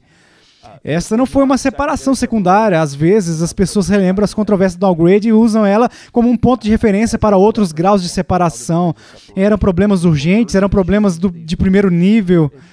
E o sindicato não tinha nenhuma declaração doutrinária que foi acordada por todos os constituintes. Não porque eles não se importassem com a doutrina, mas porque a doutrina era basicamente pressuposta. Eles estavam pressupondo convicções evangélicas. Então não vejo como a controvérsia poderia ter sido evitada, pelo menos não por meio do manuseio de Spurgeon. Posso não ter uma aversão tão intensa à nova teologia se eu não tivesse visto tanto dos seus efeitos malignos. Eu poderia te falar de um pregador de incredulidade a quem vi em minha própria sacristia, totalmente destruído, quase ao desespero, e não tendo descanso para a planta dos pés, até que ele voltou a confiar simplesmente no sacrifício expiatório. Se ele tivesse falado com vocês, diria: apegai-vos aos vossos irmãos de fé. Se você jogar fora o seu escudo, você se abrirá para perigos iminentes e incontáveis feridas, pois nada pode protegê-lo, exceto o escudo da fé. A Bíblia nos diz que, tanto quanto depende de nós, devemos viver em paz com todos os homens. Isso é especialmente verdadeiro na Igreja de Jesus Cristo, onde devemos ser conhecidos pelo nosso amor uns pelos outros. E ainda, por mais desagradável que seja, há momentos em que nós precisamos dividir por causa do Evangelho para a honra e glória de Deus em Cristo. Spurgeon continua sendo para nós um excelente exemplo de coragem e clareza. Ele mesmo disse que estava disposto a ser comido por cães da sua própria geração, mas que dias mais distantes o justificariam. E esse é o tipo de exemplo de que ainda precisamos, de um homem que está preparado para trilhar o caminho da fidelidade, mesmo quando essa for uma estrada solitária.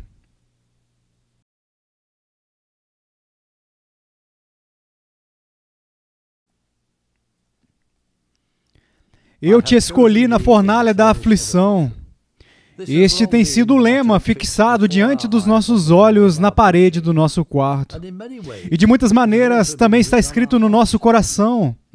Não é uma coisa ruim ser escolhido por Deus. A escolha de Deus faz homens escolhidos, homens escolhidos. Não somos escolhidos no palácio, mas na fornalha. Na fornalha, a beleza é prejudicada, a moda é destruída, a força se derrete e a glória é consumida. Aqui, o amor eterno revela os seus segredos e declara a sua escolha. Assim foi no nosso caso. Portanto, se hoje a fornalha ele aqueceu 7 vezes mais, nós não teremos medo, pois o glorioso Filho de Deus caminhará conosco entre as brasas ardentes. Charles Spurgeon era um leão no púlpito. Disto não pode haver dúvida. Sua pregação poderosa abalou seus ouvintes até os alicerces das suas almas.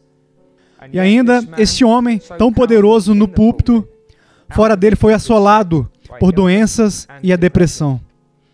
Em outubro de 1858, ele teve o seu primeiro episódio de doença incapacitante desde vir para Londres.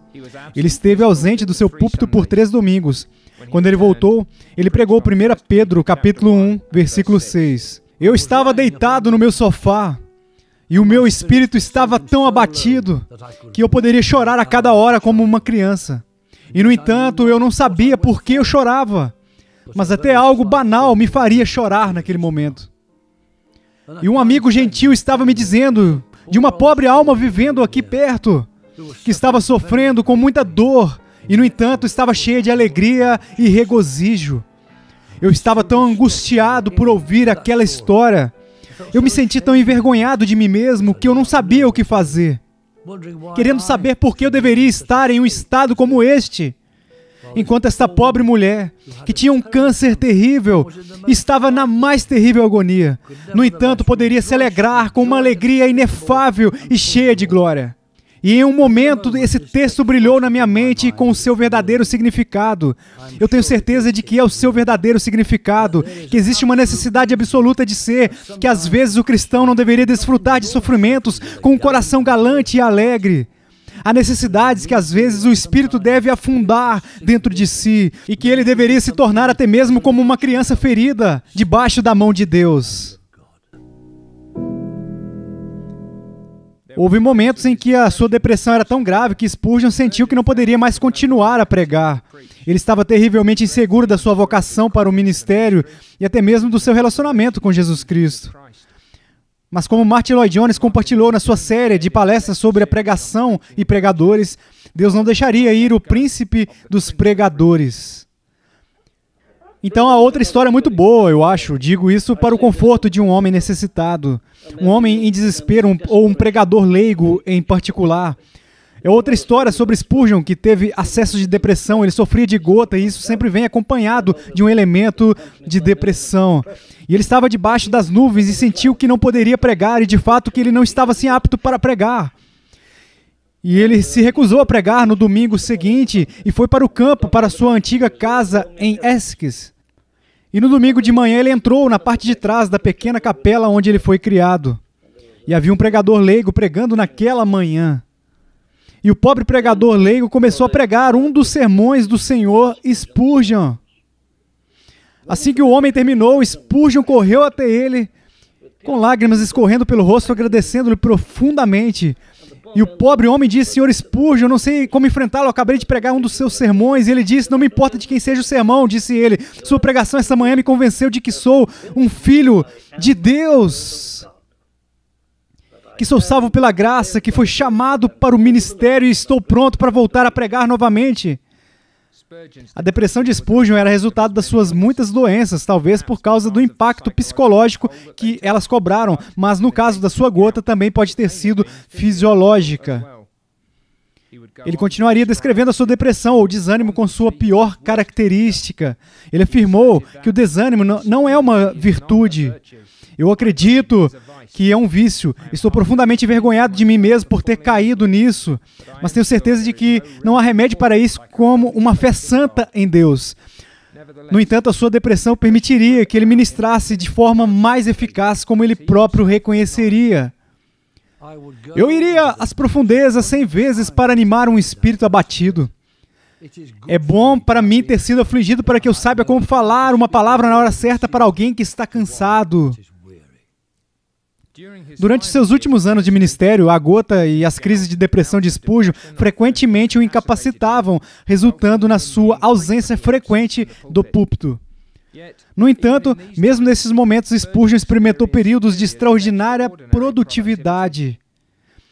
Finalmente, após 38 anos de ministério, Spurgeon deixou o cargo de pastor do Tabernáculo Metropolitano no dia 7 de junho de 1891. À medida que sua doença progredia, ele se aposentou em Menton, na França.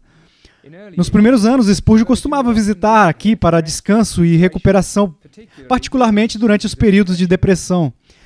Mesmo quando convalesceu, ele descobriu que era um campo fértil para um ministério frutífero. Era ali que ele passaria seus últimos meses no corpo. Mesmo naquela época, o seu coração ainda estava com a sua congregação. No dia 9 de agosto, uma carta escrita pelo próprio Spurgeon foi lida ao povo. O nome do Senhor seja louvado pela primeira doação, então ouça as orações amorosas do seu povo. Por intermédio dessas orações, a minha vida é prolongada. Sinto-me muito humilde e muito grato. Tenho sido objeto de um amor tão grande, de uma explosão de oração tão maravilhosa. Não tenho força para falar mais. Que o nome do Senhor seja glorificado atenciosamente. Charles Haddon Spurgeon. Spurgeon entrou no descanso do Senhor no dia 31 de janeiro de 1892. Sua esposa Susana enviou uma mensagem simples, mas reconfortante para o seu filho Tom. Pai no céu, mãe conformada. Na edição memorial da revista Espada e Espátula, após a morte de Spurgeon, eles descreveram seu funeral dessa maneira. Enquanto nos reuníamos em torno de um túmulo, um pequeno pedaço de céu azul apareceu logo acima das nossas cabeças, como se nos lembrasse da terra gloriosa acima. Enquanto o Sr. Brown estava falando, uma pomba voou na direção do tabernáculo, em direção à tumba. E, rodando em seu voo sobre a multidão, quase pareceu fazer uma pausa. Nos dias antigos, teria sido um augúrio. Para nós, falava apenas paz. Enquanto o culto continuava, um pequeno tordo comum cantava sua nota o tempo todo em uma lápide vizinha. O peito vermelho fez música apropriada, fabulosa, como era ter seu casaco carmesim. Desde então arrancou um espinho da testa ensanguentada do Salvador. Bem, nós não acreditamos nisso, mas acreditamos no que cantamos no túmulo. A verdade é que o Sr. Spurgeon viveu para pregar e morreu para defender. Caro Cordeiro moribundo, teu precioso sangue nunca perderá o seu poder, até que toda a igreja resgatada de Deus seja salva para não pecar mais. Muitos observaram que todos os serviços memoriais únicos, como eram caracterizados por uma simplicidade e cordialidade, completamente em harmonia com toda a vida do amado pastor. E ainda mais significativo quando o caixão foi baixado para o cofre. Nem mesmo o nome glorificado do pregador estava visível. Era exatamente como ele queria. Não havia nada a ser visto, mas o texto no pé do caixão e a Bíblia aberta. Claro que a Bíblia não foi enterrada, ela não está morta. Ele vive e permanece para sempre. E quem sabe se não pode provar mais do que nunca o meio de ressuscitar os mortos, agora que aquele que o amava, mais querido que a sua vida, não pode mais proclamar suas benditas verdades com a voz viva que Deus concede. Embora Spurgeon tenha terminado a sua corrida e agora está na presença do seu grande Deus e Salvador, há um sentido muito real de que o seu ministério ainda não acabou. Como já foi dito por outros do túmulo, ele continua a proclamar o mesmo evangelho que ele proclamou na sua vida aqui na terra. Um evangelho do amor redentor de Deus. Um evangelho de Jesus Cristo, o Cordeiro de Deus que foi morto pelos pecadores. O evangelho que ele proclamou do púlpito é o evangelho que ainda ressoa nas páginas dos seus livros e ecoa na história da sua vida. Quanto desejamos que aqueles que nunca tiveram a oportunidade de ouvi-lo pregar esse evangelho do púlpito possam, por assim dizer, ouvir essas verdades do túmulo e da glória e venham a conhecer o Cristo que Spurgeon proclamou tão fiel e destemidamente.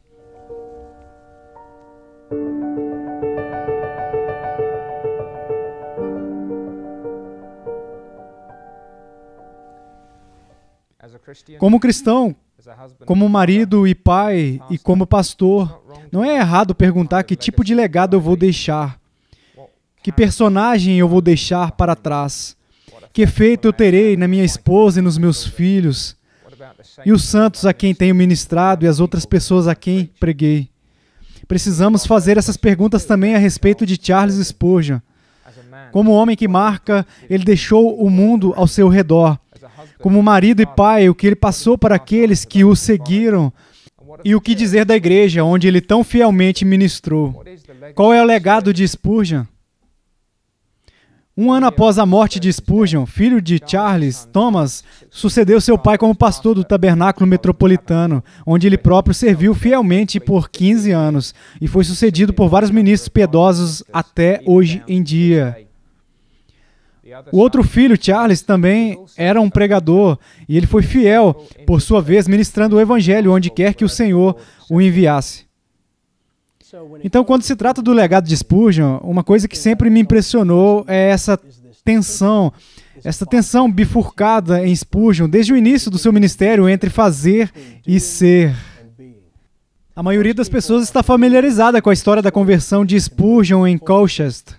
Spurgeon está tentando ir à igreja, ele está envolvido em uma tempestade de neve, ele perde seu caminho, ele tropeça em uma igreja metodista primitiva na rua e foi lá que até o pastor desta igreja metodista primitiva foi invadida pela neve, então um sapateiro ou alfaiate ou o que quer que fosse leva ao púlpito completamente sem educação e com o melhor da sua capacidade, ele prega Isaías 45, 22, olhai para mim e sede salvos todos vós, confins da terra. Spurgeon mais tarde relata que parecia como se ele pudesse ter desviado os olhos. Então, esta ênfase em Spurgeon em fazer, olhar, seguiu ele durante todo o seu ministério, mesmo depois da sua experiência de conversão. Ele se dedicou às atividades ministeriais, ele começou a distribuir folhetos, ele tinha que fazer alguma coisa para Cristo. Ele diria mais tarde, quando nossas vidas estiverem para ser finalmente escritas, que Deus conceda que eles registrem não apenas as nossas palavras, mas também as nossas palavras e as nossas ações. Então Spurgeon fez muito, ele era um presidente da faculdade, ele era um pastor, ele era um abolicionista, ele era um defensor social, ele era um autor. E então, assim, Spurgeon fez muito na sua vida, mas o que é menos conhecido é onde Spurgeon, ele foi à igreja naquela noite, e particularmente, assim, o que ele ouviu no dia 6 de janeiro de 1850, naquela noite. Naquela noite, ele foi à igreja batista em Eldland e ouviu Robert Langford pregar um sermão sobre Efésios 1:6, sobre como Deus nos fez aceitos no amado. Então, é essa ideia de estar em Deus, não apenas fazer para Deus, mas estar em Deus. E essa tensão é muito interessante de acompanhar, essa tensão na vida de Spurgeon entre fazer e ser. O ministério de Spurgeon oscila entre Isaías e Efésios. E de muitas maneiras, esse é um legado que ele deixou para a igreja. Ele não apenas nos desafia a fazer algo por Jesus Cristo, mas ele também nos dá a garantia de que Jesus Cristo fez algo por nós. Então, esse é um grande legado que ele deixou para a igreja e um grande desafio para nós. Outro legado que deixou é a ideia de vocação. Na Reforma, as duas doutrinas populares eram a justificação, a ideia de ser corrigido com Deus por intermédio de Cristo, santificação, conceito no qual somos feitos, transformados santos, por intermédio da obra de convicção do Espírito Santo nas nossas vidas. Spurgeon recuperou a terceira e esquecida doutrina da Reforma.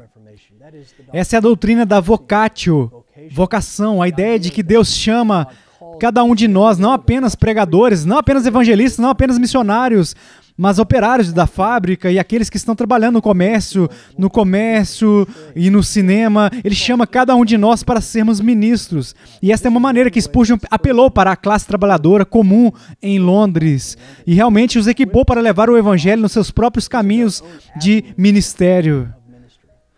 O legado de Spurgeon é inquestionavelmente multifacetado, multidimensional, mas acho que você tem que entender que tudo flui do seu púlpito. Antes de ser escritor, antes de fundar um orfanato, antes de fundar uma faculdade, embora fosse um apologista da fé, tudo o que fluiu do seu ministério de púlpito, o homem em seu DNA, no seu coração, era um pregador do evangelho. Portanto, o seu legado, antes de mais nada, é um legado de púlpito. Mesmo a proliferação dos seus ministérios de publicação, os sermões, os livros e as cartas, muito disso flui diretamente do seu púlpito. Então eu acho que o legado de Spurgeon é simplesmente esse. Eu acredito que Charles Spurgeon e George Whitefield, a quem Spurgeon admirava muito, se referia como chefe dos pregadores. Eu acredito que esses dois homens são os maiores pregadores da língua inglesa, sem dúvida. Uma resposta para a pergunta: por que nós deveríamos ler Spurgeon hoje em dia? É que Spurgeon ainda tem algo a dizer para nós. Spurgeon ainda tem algo a dizer sobre como Deus ele pega pessoas que não são nada e transforma elas em alguém e faz que a sua glória seja conhecida por todas as extremidades da terra. Então, nós precisamos ler Spurgeon porque as lutas dele são as nossas lutas. As orações de Spurgeon são as nossas orações. O Cristo de Spurgeon é o nosso Cristo. Ele disse uma vez que não se considerava uma montanha, como Martinho Lutero, Calvino ou John Knox. Ele se considerava uma pedra lisa no vale, para que peregrinos cansados pudessem ir até ele e encontrar descanso para suas almas. Há um romance em Spurgeon, e é mais do que os seus contatos na Inglaterra vitoriana, é mais do que o seu brilho, é mais do que a sua imaginação que tornou os seus sermões e os seus escritos tão coloridos. Eu acho que há uma paixão no coração do homem que é absolutamente cativante. É como se ele nunca tivesse vivido um dia chato na vida dele. Todos os dias eram marcados pelas aventuras do Evangelho, marcados pelo rigor do trabalho ministerial. Havia uma intrepidez na sua vida que deveria inspirar a todos nós, porque olhamos para trás como ministros e leigos, olhamos para Charles Spurgeon, porque é melhor olharmos para trás, porque aprendemos lições de como defender o Evangelho, de pregar com ousadia, de permanecer firme nas convicções evangélicas e por dar nossas vidas pela causa de Cristo. Quando eu olho para o ministério de um John MacArthur, ou um John Piper, ou um Adrian Rogers, ou um W.A. Criswell, pessoas diferentes em todo o espectro da vida batista, você olha para esses homens que ministraram nos séculos 20 e 21 e é impossível conceituar realmente os seus ministérios agora sem o ministério de Charles Spurgeon. Você enxerga suas impressões digitais, a influência dele sobre muitas das figuras da fé do século 21. Esse é um legado que vale a pena deixar. Uma coisa é pregar o evangelho a milhares, até dezenas de milhares de pessoas regularmente. Uma coisa é escrever livros que são lidos por milhares, até milhões, em vários momentos e lugares, para grande deleite e lucro. Essas coisas são testemunhos maravilhosos da graça de Deus, mas Spurgeon é ainda mais do que isso. Ele não é uma coisa em público e outra em privado. Ele é o mesmo homem na sua própria casa e no púlpito diante das multidões.